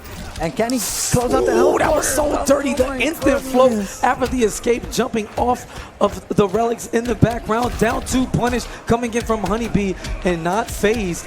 It was a cute combo, but we're going to get the extension back 3 for the pounce and a swipe into red health. You know, the Flash going to get a drink right quick, no big deal. Real quick. He's got to hit in and out that we're in SoCal, you know, get that drink real quick, get the whole combo going. And now Deoxys here again. It's the thing I love about Blue Beetle and the way Deoxys plays him as well. He's definitely a mixed monster, and Deoxys has all the potential to do that. Well, right now, Deoxys getting mixed by the environment as HoneyBee turning his ups and downs into an obstacle course of interactables and fantastic activation of the Speed Force. It's going to get the full combo punish, sliding right into the DMs and looking to slide Deoxys into elimination as he has to force the clash. You slow. Catch me if you can. It's going to be hard catching HoneyBee when he's on a roll like this, taking all this health away from Deoxys, forcing him to use his clash even before the gray health bar is gone. And now he's building even more meters, phasing right through these projectiles. And, oh, that cancel was so fast to duck underneath that one. Yeah, you saw HoneyBee didn't even try to meet him for an air-to-air or an anti-air attack. He was definitely looking for the float cancel immediately. So just trying to block and, you know, cover his bases, whether left or right on the overhead Beetle. Some of the most fantastic maneuverability in the game, and both aerial and grounded. Great dash, fantastic buttons, you know, that sweep, safe, extended, and look at the whiff punish, standing 1-1 into the face. Execution, no problem. 400 damage for a bar. Mid-screen, beautiful stuff. And now these life bars were just about tied up, but unfortunately, Deoxys is a little bit too high in the air for anything to connect from the flash. And now HoneyBee making it work. All these American resets, you might have think he live here. Yeah, he probably does. You know, the internationals in the NRS scene, when they come to tournaments enough, they just become extensions of us. HoneyBee definitely through and through Canadian. We're never going to be able to turn him, but we're working on it. It seems to kind of be working right now with all these flash resets that are going on. This set tied up one apiece. Deoxys, HoneyBee going right back into the next game. Now here it is, Deoxys starting off a little bit differently with that forward two advancing string. Great blocks there from HoneyBee. Will not be mixed again and cancels into the trait in neutral. Fantastic jump back 3. HoneyBee a little preemptive with his jump attack, and Deoxys escaping without losing much health. Yeah, Deoxys have been so good at challenging all these trade calls in the neutral by the flash. Now let's just have a meter build party. Everybody gets to 4 bars and then we'll start again. Nah, you don't want to do that with flash. His super is ridiculous. Yeah, that 5-frame super is going to counter every single thing. You try to press a button, it's going through it. Now here's Deoxys again, just staying at full screen. He has a life lead. He does not have to go in yet. He's going to spend the bar to try to meter burn projectile, but just flash again, going to phase right through it. He's too fast. Okay, and the down 1-2 block successfully. Now it's gonna, that float a little bit too, recognizable for HoneyBee. He's gonna get the easy down 2 punish in that situation. Nothing doing much of it, using that aerial float back to escape and commits to the down 2. Catches HoneyBee pressing buttons in between. Gets the continuation of the combo, knockdown. 208 damage into meaty plus frames, and HoneyBee caught with his hand in the cookie jar. He's gonna pay for it desperately here. Yeah, it's gonna be that first health bar here. Taking it is Deoxys, and now he has this corner position, but that interactable available for HoneyBee to use to get out of the corner, but he's not going to need it. He's going to keep it up with this Speed Force. 400 damage into the setup. Delay wake up coming in from Deoxys. Didn't want to deal with that ambiguous jump in cross up and getting a little antsy, trying to throw up close. Not sure what Deoxys is thinking, but wow. Flash Jordan going to the skies. You see the little windmill dunking showing out. I got you. Basketball season right around the corner. Okay, young Barry Allen. And now here comes Deoxys again, showing that he could fly through the air too. And there's a down 2 punish, shades of Batman. A bounce cancel as well, forcing HoneyBee to clash. It's never good enough, is it? No, it's not. You gotta try a little bit harder, Deoxys, if you want to keep this dream alive. You have a couple more health bars to take away and from runs HoneyBee. Under the second Cheerio balls. He's having nothing to do with that. Flash, God, Lord, running man stance. Here's the slide. Beats him out. Confirms the lightning kick into the meter burn. Full damage. Stays right close. Overhead again. Commits. No, he does not. He's just going everywhere. He just floats away from that, but now he's going to be forced to clash here. Yeah, finally chases down the bug. Is HoneyBee. No clash available. This is one combo, 1 meter in the trait. Not going to use it here, but gets the back 3 anyway. What an optimized combo from HoneyBee. See, he's so cool. He got me twisting all my words. I'm in the Speed Force right now. I can't talk. Deoxys can't defend, and it's now 2-1 Canada. And now HoneyBee choosing the perfect spot to use that trait. Not doing it before Deoxys clash, knowing that it would have gone away if he did and would have to wait all that time for it to recharge. Beautiful recognition there by HoneyBee. All right, big time decision coming up from Deoxys. The character he selects now, he's going to be locked into it, and it is going to be young Victor Stone, Cyborg, making his second appearance here in the top 8, giving HoneyBee the counter pick advantage. Should he lose here, he can go and just whatever. I'm not sure how he feels with Starfire or Fate, but zoning will reign supreme as he looks to keep the flash out. Yeah, betting the dream here on Cyborg is Deoxys going to be able to get that first hit. And it's so crucial in this set now, down 2-1. Setups, has to block this, plus 100 on block. Into the same side, no, HoneyBee's going to deny it with the down 2. Doesn't want anything to do with your ambiguous corner nonsense. And Deoxys being patient. And tries to wake up with that low sweep. Going to catch him in the air with that projectile. And I feel like with that mid projectile, Deoxys... Oh, and he went for the trade and gets the combo extension. HoneyBee with the recognition. Oh, you thought we patched it out the game? Nah, dog. Let me show you what the practice mode looks like. And that crosses up. Oh, my goodness. The flash. God, Lord, putting in all the work right now. You are so disrespectful, young man. Overhead, he's going to challenge the Roomba anyway. Gets the free jump out. No, you thought it was free. But this is the flash. God, Lord, he just knows. It's that down 2 from Flash. Gets so low to the ground, can get a hit off, and then You want to tell me This happens. You want to know how shook Deoxys is? He just did wake up techno tackle. No, that's actual death on whiff. But he had to do it as HoneyBee seemingly running away with this setup. There's the throw. Where is he? Damn, too fast. Can't catch him. Sitting on a full bar. Deoxys, yeah, you got to do it. It's time for the last stand. And this is, in fact, his last stand. This is the loser's bracket. This is his dream on the line right here to make it into the finals of the Pro Series, solidify his spot. And HoneyBee does not want him to do it. HoneyBee is trying to run away with this set. One corner mix up, and the way HoneyBee's been working, I'd be surprised if this doesn't hit. Oh, excuse me. Defended the combo. 600 damage. Stop it. This is not fair. He's cheating in this. This is meaty right now. Just Chip's going to do it. Anything that HoneyBee does. And he got hit by the elbow. I quit. Oh, my goodness. I didn't sign up for this. He was moving so fast. The elbow had not caught up with him yet. That he just got...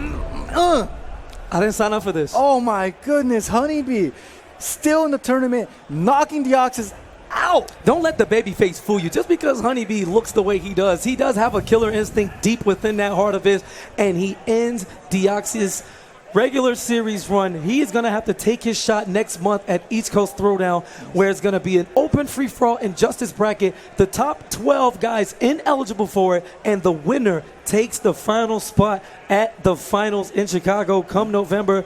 But the show rolls on over to the winners final of 2018 SoCal Regionals. Is going to be Echo Fox, SonicFox, a man who is no stranger to titles, going up against my boy. That's my brother right there.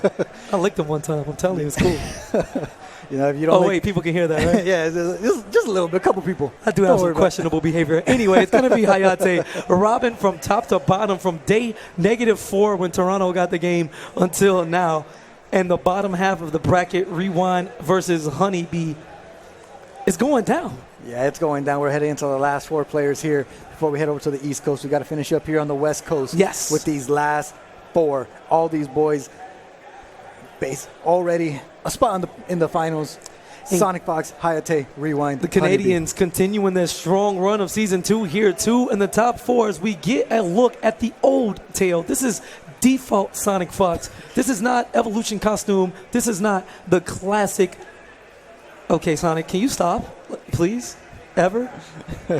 SonicFox always enjoying himself. I'm going to punch him in the throat one day. Give him the karate chop real Stop. Oh, my God. What are you doing? I love him so much. Honestly, one of my favorite things about watching SonicFox, that guy is never having a bad time. Now, what if I told you when the brackets release that winners finals would be Black Canary, who has been a banned character. You know, if you play fighting games, we all know Oni was banned.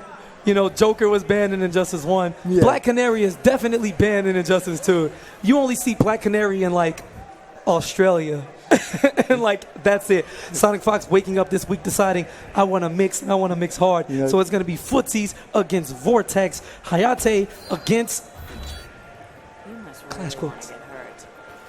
Don't hold back. I can take it. Since when do I do that? Okay, she don't hold back. Oh, wait. And you know, SonicFox never wants to hold back either. Is she still with Green Arrow or is she single yet? Anyway, you know, going for the entirety of the string, and the anti-air from Robin whips the combo, however, them small hitbox girls. Now it's going to be a matchup of big damage again, just holding up that knee for Hayatei to just slash with the sword here, SonicFox. And now on the back foot here, SonicFox has that full trade available to him, but going to get almost a punish, but going to pay. Going to make Hayatei pay for using that interactable. Going to burn the trait. Here we go. This is big damage now. Going to spend another bar as well. Oh, that was so dirty. Hayatei was ready for the mix, but not the follow-up after. Blocked the same side, but not the cross-up landing. And just like that, I mean, he's definitely lost all his health in the last 10 seconds alone. Here comes the up 3 juggle, getting swagger with it. And Canary so damaging. Big knee, and Hayatei opened up. And SonicFox was able to make that confirm with this level 2 trait here. You don't just have to worry about the level 3 with Black Canary. The level 2 will help her combo as well. You have to be aware. All right, he's going to spin no bars. Hayatei with the Birder Ring out. Tried to look for the invincibility flames on the backflip to escape, but that Birder Ring much too active. Baits out the parry from SonicFox. You know, he gets a little cute sometimes. He's probably doing those little faces and smiling and hee-hee and ha-ha. Will hold this health bar L. as we go into one red apiece. Looking for the punish. There's the bird of ring overhead. Blocked successfully. Caught trying to press buttons in between the summon, but it wasn't quite his turn just yet. And now SonicFox meter burning rolling in here. Gonna use that interactable that Hayatei was trying to use. Yeah, right back at you. Yeah, right back at you there, SonicFox tells him. And now he finds himself with his back to the corner again. Hayatei's been very comfortable in this spot this whole tournament. Now canceling the plus frames. Gets the overhead opening, and Hayatei with no clash is going to take the brunt of this damage. We saw upwards of 350 all the time, but we're going to go into the 400s, baby, because we're spinning the bar. Great delay, wake up, but not watching the legs. The delayed one off of that standing 2 string option and eaten alive. If Hayatei actually has notes about Canary in his phone, he's actually like 5 gods, and I can't believe it. Like, how would you know that? Well, SonicFox, excuse me, has been playing Canary a lot on stream. We have seen a couple videos being posted here and there showcasing that Canary from SonicFox. Maybe Hayatei just jotting a thing or two down there just to make sure he's completely prepared. He's taking his time. You know, psychology and mentality. I'm going to keep driving this point home. It's so important. You know, in the way of following up and not tilting and just playing your game and realizing it just doesn't change. Being able to recognize the mistakes and capitalize on them as he doesn't commit to the whole string. But this time, Sonic a little greedy just for that. Hold this 400 damage combo into a setup. Back dashes away, back flip, all in the same. They're just cartwheeling out of danger and now jumping over the buttons here. SonicFox is going to finish that string as well. And both players respecting each other again, just crouching down, staring at each other, seeing who's going to make a move. And now SonicFox here sitting on a full bar of trait as well. That's going to be a punish and big damage. Just going to walk right out of the way into the follow-up. Level 3 scream for the crumple and the back 3 wall bounce extension. 437 damage. Oh, wait, I can do that too. Check this out. Yeah, nice delay wake up there by Hayatei to get that big boy damage as well going. And catches the cartwheel with the forward 3. Advances so far forward that the cartwheel is not even going to get away from it. Yeah, Robin can't control the distance a little bit. You know, acrobatics coming in handy. Whipping that sword, trying to throw something out, maybe force him into a cartwheel. And there's the anti-air. Didn't quite get all of the damage necessary, but he was able to force Sonic to spin 2 bars of meter. But who needs meter when level 3 Canary scream, you know that cry, crumples, free knockdown, and so many kicks. Enough to beat out the invincibility and catch him winning worlds. And nice air-to-air there by Hayatei. Unfortunately, dropping the meter burn to the DP, but he's going to pick it up that time. But drops a meter burn, just the back 3 that time. A full bar trait here with SonicFox. Tries to challenge the buttons, but a meter burn forward 3 from Hayatei going to halt that. Hey, slow down, Canary. This is kids watch this stream, all right? You're shoving your fists nowhere. To get 25% health and leave it at that. Canary Cry still active, however. There's the big time back one, that huge advancing low. Hayatei opened up by the overhead once again. Corner pressure incoming. He does have his clash. Block successfully, interrupts the Cry, going for the overhead. Great blocks from Sonic. He's going to challenge immediately. And luckily committing to that jump 3. Definitely about to get whip punish on the escape. Sweeps. Yeah, you can see it in SonicFox's eyes. I was getting ready to whip punish that. And now the level 1 Canary Kai into the grab. So smart. Gets him with the overhead as well. Mixing it up is SonicFox. Yeah, fantastic recognition from Hayatei. That was actually his only chance to get the clash and break it, resetting this neutral, as that was going into 4-3, 4-3, back 3, and we're getting slick with it, going through all of the options of the cartwheel. That breakdance boogie coming in from Dyna. Oh, whiff punish. Does he have enough hit stun? Yes, he does. Hayatei in big time trouble looking for the Canary drop. No punish, but instead gets punished by the down 2, and that is enough to do it. 2 games to 0. Fantastic comeback from SonicFox, and Hayatei essentially giving that one away. Wasn't quite able to lock him down in the corner. Actually got a couple of straight hits to connect, but not expecting them to, so he didn't commit to any string or any situation that would put him in a hit confirmed situation. Yeah, very good showing there by SonicFox. Just that one big drop 2 from Hayatei, reminiscent of Gur. Yes. The set with Gur, but he's here in winners finals. He's going to compose himself. He's taking that time. It's one of the things I always tell new players to do. Like, hey, go to player select. It's okay. Take that second to breathe. Review your notes like Hayatei Sonic, don't like anything now. on Twitter, please. Please don't. We don't need that right now. It's too early in the day. It's too early in the day, KP. He was just looking for something for you, dude. He was looking for something for you. I love him so much. Anyway, decisive game 3 for SonicFox, looking to make a grand finals appearance, something we haven't seen from him in a long time. Yeah, and now he's going to, let's see if he's able to do it with this Black Canary, pulling it out of that bag of tricks that he has. And, just trying to interrupt the DP here. SonicFox going to eat the second hit of it. Yeah, gets a trade, and instead of looking for the combo extension, Hayatei looking for the positioning, dashing under to keep him towards the corner at that space and time. However, followed up 426. Great continuation there to pick it up with the down 1-2. 6 frames coming in from Robin, the faster normals in the game. Yes, it is. And now here comes the cancel again from SonicFox's trade. Canary drop. Yeah, that Canary drop's so tricky. You don't know what side it's going to land on, but you better hope you guess right, or else you're going to eat a world of hurt. All right, Meter burns the down 1-2. DP, that sword swinging wildly. This time Hayatei with an even bigger cushion than the last game. Whether he's able to, keep it solid and just poke one place at a time, it's yet to be determined. But that jump 3, getting a little offensive is Hayatei with a massive life lead. Not sure, but the delayed low. So much mileage from that mix-up in SonicFox. Everybody getting eaten alive by it. Oh, and now that Shin eating a sword right to it. And nothing SonicFox to do about this combo unless he decides to clash, but he's not going to use it yet. Has 2 bars of meter to clash, but Hayatei keeping it unclashable with those forward 3s. Very smart decision. Wow, fantastic whip punish. That mid, again, the sword scraping the ground up into the skies enough to pick Canary up. SonicFox in big time trouble now. However, that level 3 Canary cry, which comes back consistently, gives him a couple of crumples, some restand situations, but not this one. Instead opens up with that standing jab to the face. Won't be enough for the kill. He doesn't have another need for extension. The low, cartwheels out, chip damage, and Hayatei commits on block. He just knew. And now this should be chip territory for Hayatei, but SonicFox doing all he can to stay alive in this third game. Not wanting to give up that health bar just yet, but what's up? That's going to do it. What's up? 2-1. SonicFox still in the driver's seat, locked down on Canary. Hayatei's going to go through with a little smirk on his face, a little smile. And Hayatei been playing so good. He's like, I just did that. Did you see that? I'm gone. They've been making so many little adjustments, so many small things to his gameplay that are just really changing the tides of these matches and letting them start to grill, start grill up that reverse. And I like Hayatei's patience there at the character selection. He was the one who won, but he waited to pick his character. Like, I'm going to take my time too and let you know when I'm ready as we head to the Joker's Playground for Game 4. Trait activated, Birdarang up, both men hanging around that. Interactable, and Sonic's going to take it first.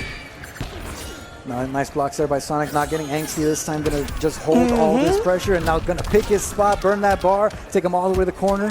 Yo, wake up Assassin Strike. Most people can't get it, some wacky block stun, but Sonic definitely on point to punish it. Extension on the combo, 450 damage into a setup.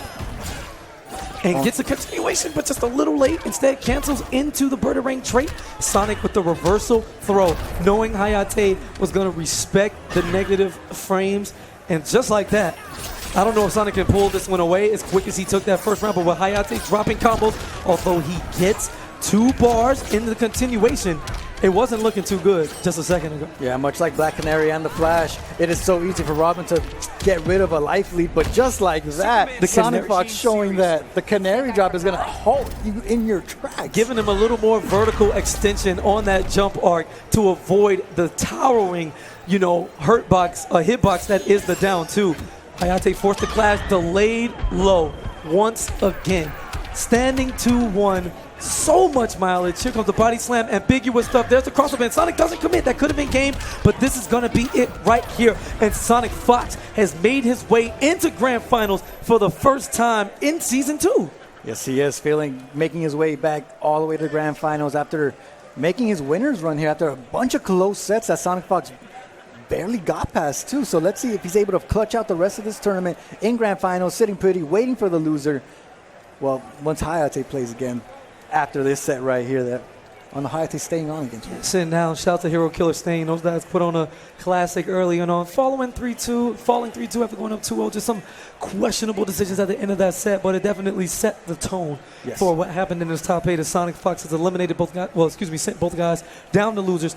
And Sonic in Grand Finals. Yeah. We haven't seen this story in a long time, but it's a story we haven't seen in a long time, but it's a story we're familiar with. Is he just gonna wake up right before finals like he did last year? That's what it is.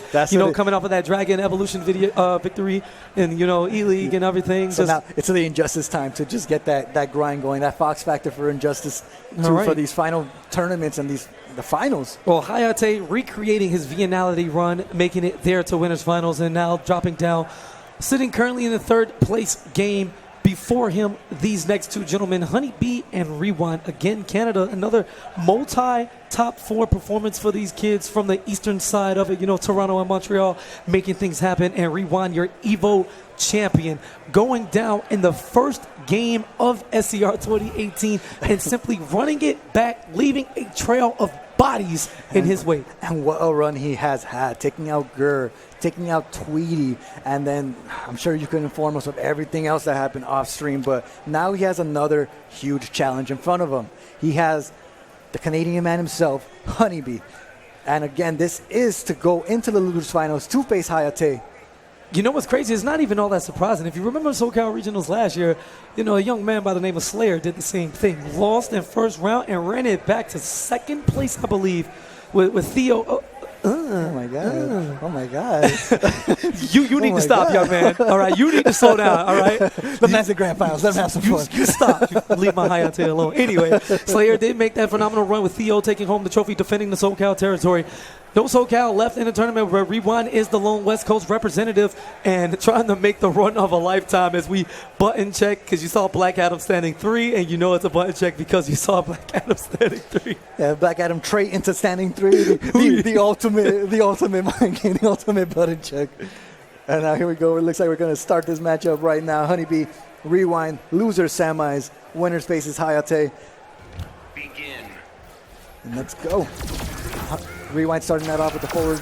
Yeah, super plus frames. It's not a game. We just want that first bar to get that all-important meter. But we're jumping off the gator, baby. If we need to actually fight a gods, why not use the animals in the vicinity? The Flash God Lord is a fan of the environment.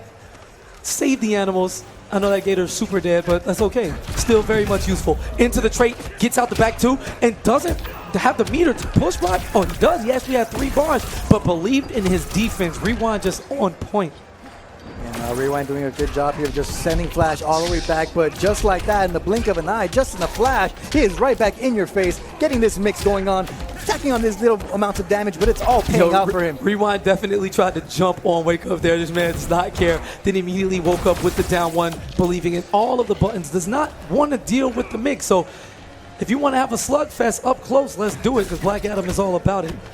Yeah, Black Adam very comfortable up close as well. He's not just a full screen character. He has that dive kick to get in your face for a reason. He has all the tools to bully you up close as well and just walking towards each other. HoneyBee checking that dash a little too late. Though safety, here comes the win button in Pixel Tech territory. That character powers. The orbs of Seth rotating around Black Adam are in fact unblockable. So you essentially just have to hold that unless you can get the hit before they connect with you. And it's so hard to get that hit because he's coming with that dive. He's coming with all these amazing normals and special moves. Unhand me, throw tech, huge window here in Injustice, 10 frames to get out of there. Continues on the combo, Palpatine hands, no more Gator. Black Adam, not a fan of the environment, but the meter burn roll to escape the black magic gives HoneyBee the opening he needs for that easy down 1-2 conversion. Lightning ball on the input error, and now he has to deal with the Speed Force. And Rewind forced the clash unless he wanted to lose half of his health bar at least. Very good decision there by Rewind. And now no trait available for HoneyBee either. Both players relatively tight. He doesn't commit, gets the hit, looking for the cancel on the lightning kick. Great recognition from Rewind. He is not plus after that. The double boost stomp to the chest. And yo, HoneyBee looking for the read right there. Yeah, that would have been the hardest read of the whole tournament if he would have gotten that one off. With the double overhand, looking for the unclassable. Great block from HoneyBee. Dashes his way in. Big time trouble. Flash still with the life lead here. Plus frames. And the meter burn dive kick. So fast, the Flash wasn't ready for it. And Rewind striking, drawing first blood. 1-0. Instant rematch from HoneyBee. Luckily, that wasn't worse than it was. And he's just running into these hands. Yeah, he's catching those hands, catching the Palpatine, everything going in Rewind's favor here. The lightning seems to be working for Rewind and not HoneyBee. The Speed Force kind of going. Oh, look at the respect in the meter burn dive kick. You will not dash towards me, young man. And nice drop here by Rewind. Again, keeping that at bay just with those Palpatine hands. Plus, whip punish unsuccessful. Instead, getting launched by the rest of the combo is HoneyBee. Nice little chunk of damage there for Rewind as the space. Stop it. Oh my goodness. No. Stop. Just give him props. HoneyBee, you're a god. All right, we move on. There is the Sonic Pound into the Speed Force. This is going to be enough to kill. Will he need to extend with the second bar? Yes, he does. 494 damage. And just like that, as quick as Black Adam snaps his fingers, Flash can take a life bar away from you. And but as I'm saying that, Palpatine fingers is going to close out that health bar for rewind. Dashing up, the character power almost back for HoneyBee. Now activated. Woo, no check and a whip punish right back at you. We are getting into some young newts right here. We play the newts now. You know, Rewind went to the young school of Vegas. You know, the great DJT, the great MIT. You know, Nooch monsters passing it on. Of course, I've heard of that institution, the great institution of DJT. Yeah, the institution of Nooch. Yeah, they specialize in majoring in Nooch, I heard. Yes, and winning Evo. As the triple overhead kicks, what side did they hit? No one knows. All we know is that Rewind is clashing because he didn't want to deal with the ensuing mix-up and HoneyBee having access to his trait. Now Rewind getting a good chunk of life back there. HoneyBee trying to use the interactable to just... Oh, yeah, that's it. Be dead, just like that. That sucks. HoneyBee dies with full meter. Great recognition. Hit confirmed on that forward 1-2 so fast. Didn't look for the trait cancel. Instead, went immediately into the meter burn forward 3 cancel for the unclashable, untech rollable, and blockable damage from that forward 3. And again, Rewind here getting that first hit off on HoneyBee, getting that first bar and able to take a good chunk of life away from him because of it. Nice recognition there, just jumping right over the interactable. But slick punish.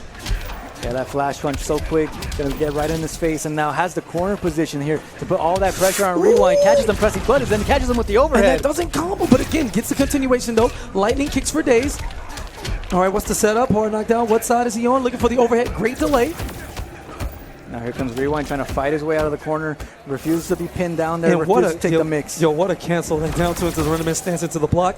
HoneyBee definitely challenged immediately. And wow, no reaction is going to come from that meter per dive kick. Oh my goodness, kept him in the air just long enough to avoid the down two. And that's going to do it, Palpatine. Yeah, HoneyBee, Rewind, spinning all 3 meters in all 3 of those button situations. Back to back, chases him down with the 4-1-2. And no extension because he spent all of the bar, just a second ago. And HoneyBee lucky to survive. And HoneyBee flying right over Black Adam there. And now, great decision here by Rewind just to walk away. Don't worry about it. I have the health lead. I have everything going in my favor. And he just straight up interrupts. Yeah, not even going to push block. Just going to spin off his bar for, combo extensions and unclashable situations. Gotta like the game plan. But HoneyBee finally swats his way into the red health. 1 touch, 1 bar meter, and Flash is very much in this match. But man, Rewind has just been a great wall of defense so far, and just remaining patient, chipping away with that low lightning. And what? In reach? You want to talk about footsie, spacing neutral, and knowing a character? HoneyBee letting the lightning kick fly and Rewind in trouble. Yeah, Rewind had to clash on that one. He was eating so much damage. Both players going to wager both their bars, going to reset everything. And HoneyBee still sitting on his own clash, so Rewind gonna have to be very careful with the way he combos. And that's gonna be the clash there. Now who's faster than Harry? Do not speak his name. Oh, and Flash right here just calling out. You heard what he said, do not speak his name. We'll speak this. Here's one chance looking for the dive kick, but he's gonna get the error. One more touch. Ooh, backdashes out to escape. Who's gonna take the risk? Yeah, a lot of patience. Both players activated. 1 touch away, and the throw is gonna do it. That is enough touch on it, and HoneyBee, slight disappointment, but fantastic run. Rewind, it continues. It's still going. It is still going. Is this man going to win the tournament after losing the very first match? He still has 2 more huge walls to climb. And one in Hayatei, who that Robin is dirty, okay? He's going to hit you hard. He's going to keep all the pressure going. He's going to do everything in his can. This is our Evo champion, though. This is the beautiful thing of the Pro Series, let me tell you. That all the high level of gameplay that we're seeing right now is what we've been getting every single tournament. It's just a lot more is on the line right now. This is why we play the game. This is why we play the game. This is exactly why we play the game. And what an amazing story it would be if Rewind is able to make this loser's run, knock Hayatei out of the tournament, and face the man that basically endorsed him as the next young god in SonicFox. Mm-hmm. Early, series saying that Rewind may be the best player in Injustice 2. Didn't quite put up the results to back up that claim, but with a quick turnaround, Evo champion is it's going to be at finals. We'll see what he does there. It's just And Again, this is why we play the game. I mean, that accolade of being Evo champion is definitely a pretty big achievement on Rewind's part, especially. He definitely took the trophy to high school. This is facts. He definitely put it in his high school's trophy case, you know? Like this. Nah, this you is got to keep it home. Because they was probably hating on him. Oh, that's the kid that play those games. And then he comes with the Evo champ. Oh, you're the best in the world. Oh, we're sorry. And then Rewind's like, nah, don't talk to me, man. I'm too cool for y'all. Let me go hang with DJT. He's you like, know yo, what I'm saying? MIT. I only talk to Evo champions now, all right? Let me call up my boys real quick. Oh, then I can't talk to him. I'm way out of the conversation. We're just going to talk about him real quick. That's as it. Hayatei and Rewind decide to do this quick little button chip. All right, here's a shuffle on the character selection. He's going to go to Dr. Fate. And, you know, Hayatei is not concerned with a matchup. He's going to play Robin for everybody, no matter what. He's going to have his homework ready, you know, go into the notepad time and time again, prepared for all of this, expecting to be counterpick galore. And he's had some trouble with Fate over the course of the Pro Series. But if any time to tighten up, this is the time. Yeah, he wants a trophy. He's already solidified. You know, he made finals. I don't think he's missed a circuit finals since he started. You know, he came in and played in ESL Season 3 FKX, made finals. Season 1 finals, he was there, got 3rd place overall. And here he is again, you know, already solidified, but trying to add a major victory to his accomplishments. Yeah, and this is exactly how he's going to do it with Robin. He's going to stick with this character through and through the entire tournament, and he's showing us why he's just so comfortable. Going to catch Rewind slipping with that sweep real quick. Comes with a forward advance in normal. It's very hard to avoid that huge sword from Robin. Some of the farthest reaching normals in the game, keeping it plus as well. These burger ranks coming all over the place. Is he ready for all this pressure from Robin? Is Rewind? Rewind card pressing buttons on the challenge, trying to anti-air and a big life lead, unblockable, interactable. Gonna trade up those, you know, blasts doing more damage while red activated trait. He puts the teleport, you know, Birdarang out. Not sure what the game plan is behind that. But he does have an in right now.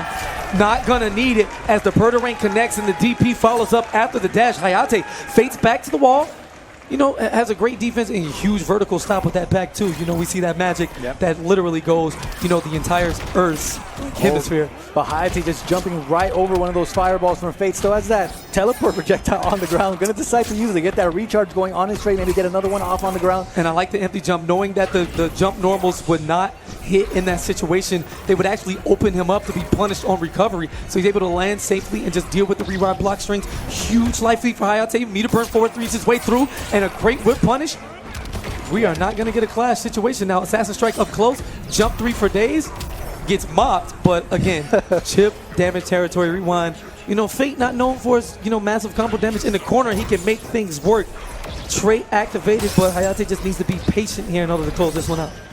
And it's going to be so hard for Rewind to make a comeback. He can't really clash anymore just because he has no health available to do it with. He's in chip range territory now. Has to get these hits off, and just like that, the DP is going to beat out the jump normal from Fate, give that game to Hayatei. All right, down 2 successful. But, you know, Rewind, again, has been down 0-2. I mean, it doesn't even matter. It's not even a surprise at this point that he's losing. He opened the tournament with. So to see, you know, his mental fortitude and the ability to turn things around in his favor, regardless of character selection, regardless of life deficit, the score, none of it matters as Catwoman makes her return to the screen. Yeah, now we see what Rewind tried against Han Rashid's Robin in the Catwoman, which unfortunately sent him on this phenomenal loser's run. And let's see if he has made the adjustments against the matchup, against the player even, to have this Catwoman work and keep his dream alive. And there we go, combo of the meterless variety thanks to that blue trait Birdarang launching Catwoman. Getting the back 3 connection is Hayatei, hitting all the tight stuff, keeping him out, playing the spacing game. And this is how you play with the life lead. You just don't overcommit to anything. And you don't get too defensive to where, you know, a player is having their way offensively, basically trying anything they want. But Hayatei playing in exactly the space he wants. As Rewind uses that marble to escape. No big deal. They can clean it up. They got money in Atlantis. Yeah, that whole city's got money. Don't worry about it. You see that big Kraken over there? Don't even worry. You'll sell him over to Black Manta, and then they'll be good to go. Yeah, not quite a drop. You saw the walk forward. He was trying to bait out the air tech in the most swaggiest of ways. And what was that? Cancel into up, evade. Had to be a mistake. And Hayatei finally able to get a combo started, but Rewind just rolling out of that really quickly. Does not want to deal with it. And this has been a much slower paced game. Hayatei going to be able to take out this health bar? He doesn't. And there's the Saxon strike. Hayatei in major control here. Rewind, who's usually been enforcing his will in terms of stagger pressure and mind games, just not at all allowed to. This kitty's going to stay in her place. And here comes Rewind with that Catwoman pressure that we're all grown to love to watch. Gonna use that jump back whip. Gonna confirm into the cat dash. Here we go, back three. Gonna be big damage here, exactly what Rewind needs. Needs to close out this health bar quickly, minimize the damage, not let Hayatei get any free hits. And here comes more pressure. And the back two on the challenge, not sure if he was reading backdash or not, doesn't even matter. Outranging Catwoman with the normals, and once again, Rewind caught a little too greedy, but so is Hayatei, committing to the full 2-1-2. Actually punished if you can air tech out of that stream. Robin players like to set it up by committing to the standing 2 and throwing out that bird of ring after, but Rewind simply believed and was rewarded. Yes, he was. He was able to take out that first great health bar from Hayatei. And now he has Hayatei's back to the corner. Is exactly where he wants him, but just going to get whip punished. My goodness. This is real man neutral right now as Rewind is not old enough to ride this ride. Has the clash and use both bars, which I'll expect Hayatei to meet him. Absolutely no health regained. Neutral setup, too far. Jump 3, a lot of whip buttons going on crazy right now. Yeah, both these players playing at the highest level, whipping all buttons, not wanting to overcommit to anything yet. And now it's Rewind that's just jumping back, trying to get in the whip. And this is anybody's game still with the amount of damage these characters do. And Hayatei loves to go through that little shimmy as he takes game 2 by not dropping this combo. By throwing out the red trait and then walking forward, hesitate walking forward, so that you just try to escape his normals because you don't deal with the pressure, and he just blows it up. That bomb has so much range and does a big chunk of damage, you know, for what it is. Robin's trait coming back, you know, kind of quick, you know, reasonably quick. And a Rewind in trouble now, 2-0 with shades of death. Really, he doesn't really look like he has a chance. He's actually getting worked. Yeah, Hayatei has been doing such a good job at just keeping Rewind's offense from starting completely. He's going to lock in a Batman. Father versus son here. Rewind's tournament life locked into Batman. I haven't seen him pull out this character in quite some time. Well, daddy issues are a thing. You know, sometimes he just doesn't want to face them. Yeah, I hate you, and I don't want to be like you at all. And Superman's the truth, but I use all of your tech. Yeah, you know, I'm still going to use everything that you gave me, Dad. Absolutely. Edgy as he wants to be. No one believes you, young Damien. Yeah, he's going through his emo phase, okay? Let the man do his emo phase. All right, I'll let him do his emo phase as he holds these mechanical bats from Rewind, trying to zone out with the batarangs. And here in SoCal, we see this matchup quite a bit. Oh, yes. Because of Hanrashid and Nupcakes, Batman and Robin, respectively. Yeah. And let's see what the differences are between Hayatei and Rewind playing and who decides to take this lead first. And it's looking like Hayatei, but Rewind not going down without a fight. This is his last game to lose. He cannot lose anymore, does not want to lose, wants to continue on in this tournament. See, Dad, you didn't even raise me. He's like, I don't need to raise you. Back 2-3 connects, doesn't block the overhead. Taking his time. If he raised him, he wouldn't know any tragedies, you know? Then he wouldn't be able to fight to his full potential. Just like Batman is fighting to his full potential right now. Has that life lead on Hayatei's Robin. Look, see, I made the smart birdering. It follows you. Yours don't even do that. Yours blow up. Getting the cross under, just empty jump, gets opened up by the mechanical bat now towards the corner. Full combo damage from Rewind. He is in the league. The entirety of the stage behind him. Punish on the back too. And he's going to body slam his son one time. Face planted into the tile. Who's the king of Gotham City for real? All right, here, this is for all the marbles, for all the bragging rights too. And here comes Rewind on all the staggers into the throws have been working so well, regardless of the character he's picking. He's done it with Catwoman, he's doing it with Batman, and it's working out for him. Yeah, for whatever reason, all the throws are connecting as, you know, Bruce, because when that mechanical bat is active, regardless of how Batman finishes his pressure with the buttons, you know he has that bucket of safety that's just sitting there free, and you can't really challenge it. So, you know, opening yourself up and being susceptible to throws is not something that's surprising in the slightest. Oh, a nice call on the trait there. Jump right over the down 3 from Hayatei. However, any credit, you know, in fairness to Batman, when the mechanical bat does hit you, there is no block stuff. So you saw Hayatei right there trying to press the down 2 immediately after, was actually early and got popped by that follow-up normal, which forced him to trade as Rewind comes up with the dash-up slide. Yeah, just slide it to the DMs real quick. Don't worry about it. Sometimes you just got to throw it out, mix them up. All right, jumping over the jump 3-0, doing and another throw, Jesser. You talk about it. How many times is Hayatei not going to tech? Back to 3, isn't watching his head, and Rewind seems to be running away with this one. Oh, just going to eat that down too, but it's still looking good for Rewind. He has his clash, he has 2 bars, and he's already forced Hayatei to use his. It's looking shaky, baby. Dashing into projectiles. Rewind simply waiting for him to jump off that interactable. Has the skies covered with that upward battering and the mechanical back to cover, the horizontal space should he just forward dash instead of jump. But wait a minute. A combo and a dream is all it takes, and Rewind is going to clash early. Superman and I disagree. Yeah, Rewind having all the bar to work with too, can get back health if he wants to. Hayatei, he needs this bar to get that big damage, so deciding not to spend any. But that Birdarang is out. And yeah, had no choice but the air tech there. Gives itself a second chance in life. Wake Up Buttons is going to get eaten alive by the explosion, and Rewind on the board. So deciding to go with Batman, and it worked out that game for him. And now Hayatei, of course he's not changing. No, but he's still taking that time to compose himself, to review in his head at least. And now we're going right back into it. Still so close, 2-1. Hayatei up in this set, and Rewind getting things started quickly with those bat pressure now. Yo, for once, I like a Robin shader. That's crazy. I usually don't like his shaders. It's so bad. I sound the inch metal. Anyway, enough about that. I do like his sword, and he swings it heavily. What? He wasn't even close to that tree. He just jumped off a Phantom Interact. Nah, that's Batman privilege, and that is not okay. He used the mechanical bat to propel himself forward over Hayatei, and now Hayatei's not going to let him do anything else, dropping the combo there. Not sure why he just walked forward. Maybe he was trying to get something off, but unfortunately now it's Rewind's turn to start this pressure, just staggering those back ones from Batman, trying to kick him in the shin a couple of times, but Hayatei's not having any of it.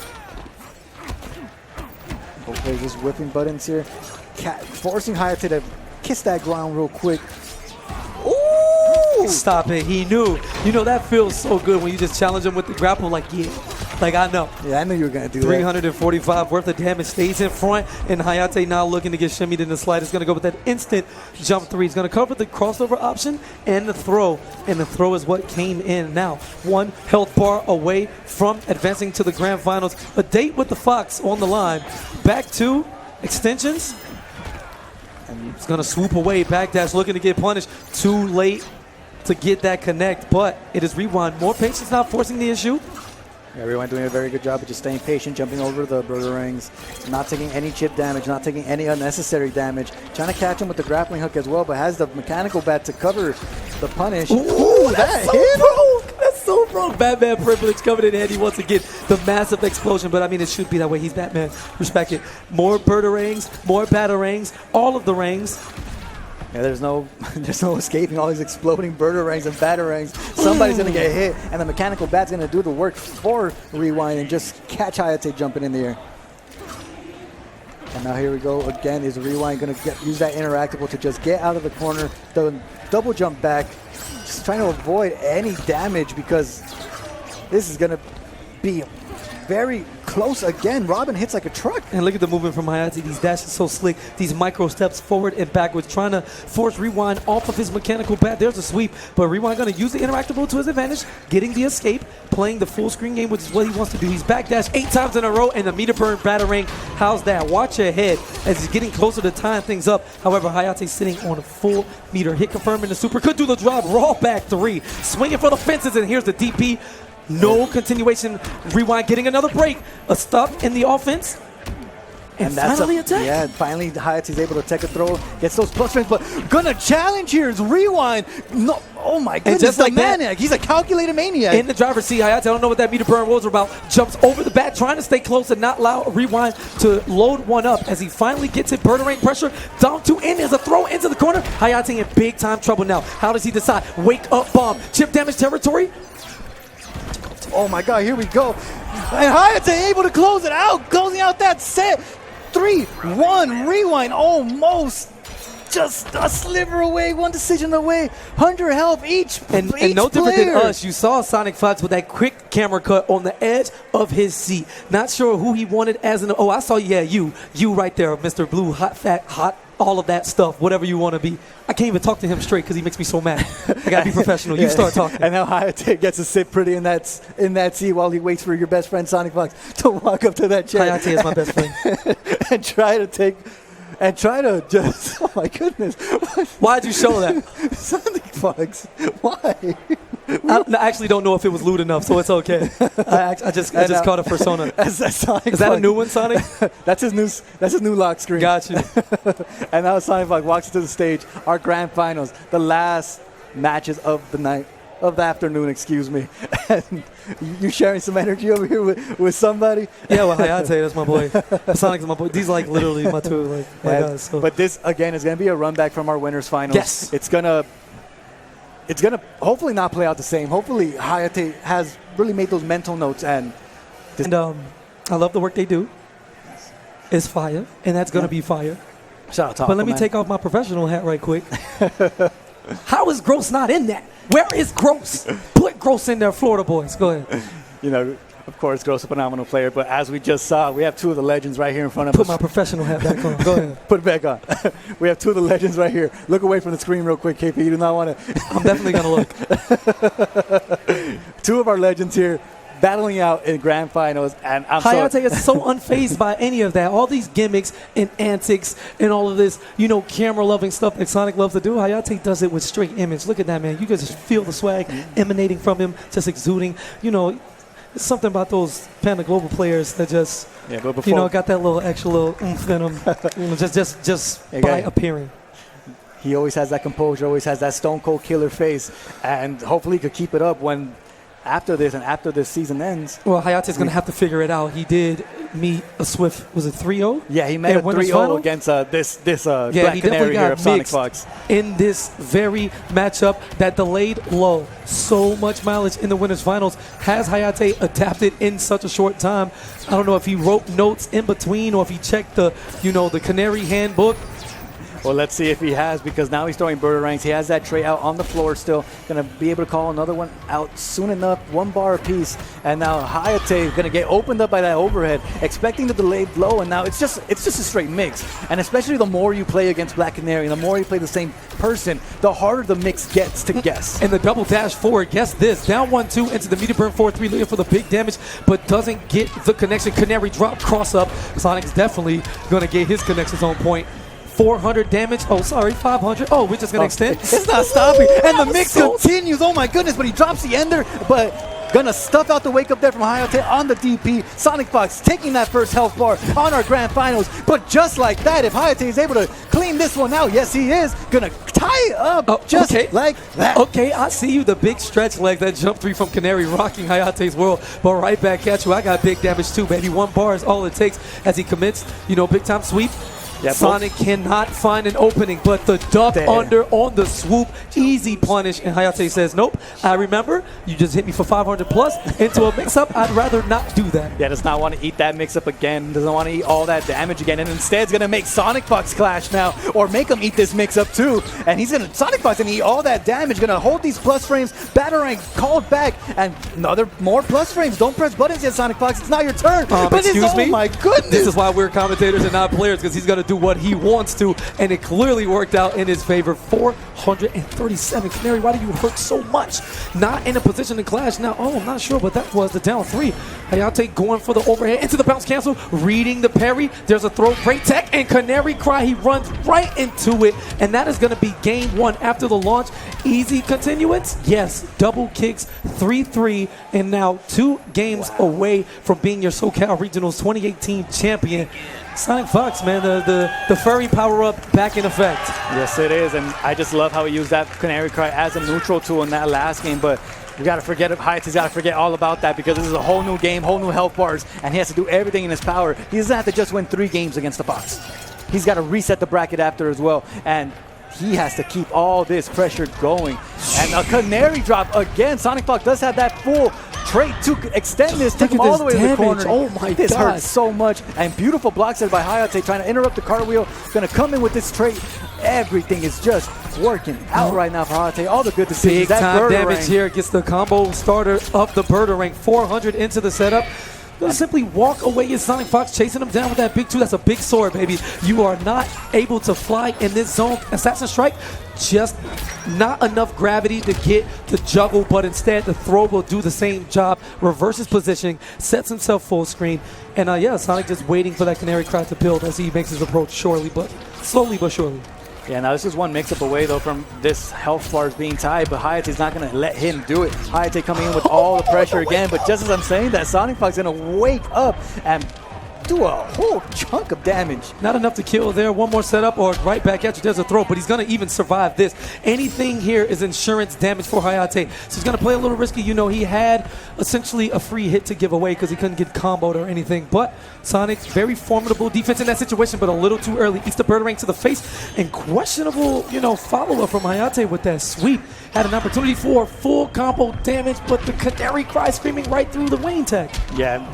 That Canary Cry does not care about any of the technology you have. It's so loud, it's going to burst through everything. And now Hayatei is just getting mixed. No clash yet either. And just going to use the meter on the bounce. Yeah, cancel. fantastic hit confirmed there, so he couldn't clash himself and had another chance for an opportunity and chases him down. You cannot air attack against Robin. That's a big man's sword. You cannot escape this man's sword. It is way too big. It reaches across the screen. You got to be careful, KP, with what we're saying here. Careful. you want to slow down. All right, Canary back into it. One game apiece. Now is Hayatei looking for the reset.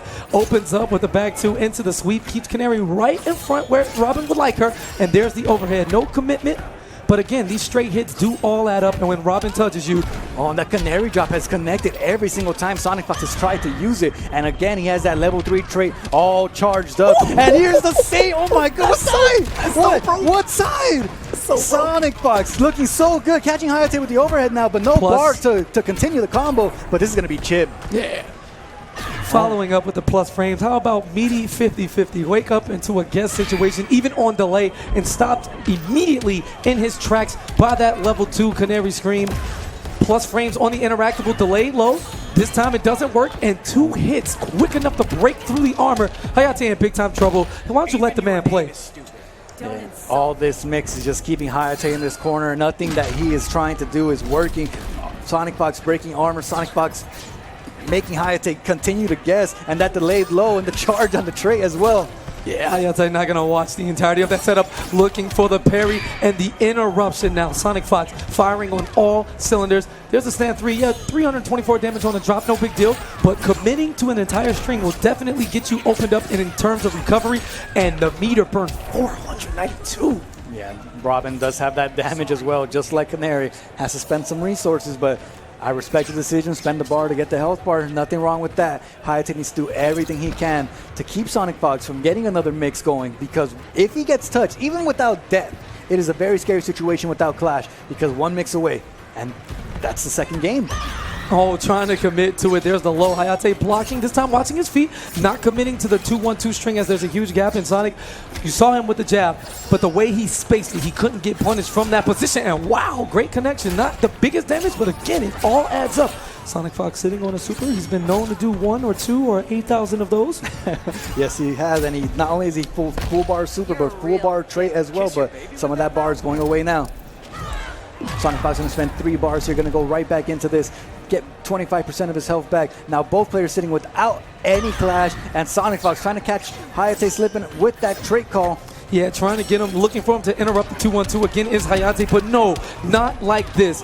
Does she have enough in the tank? The air tank, 2 bars, the trait coming, Bird setup, overhead block successfully. Hayatei in big time trouble, and just a meaty knee to the face. Not sure if he woke up with buttons, but whatever it was, he wasn't blocking. And now, tournament point for Echo Fox's own Sonic Fox using Black Canary. Yeah, Sonic Fox looking like he wants to win this whole tournament with this Black Canary, sitting 2-1 in the lead on the winner's side of the bracket. And now here comes Hayatei doing all in his power to make sure that Sonic Fox is not the winner of this tournament. He wants to reset this bracket, but it's not going to work out if he keeps getting hit by the mix like this. And it just keeps going. These combos do not end. You can hold that knee up all you want to. You're not going to need this explosion.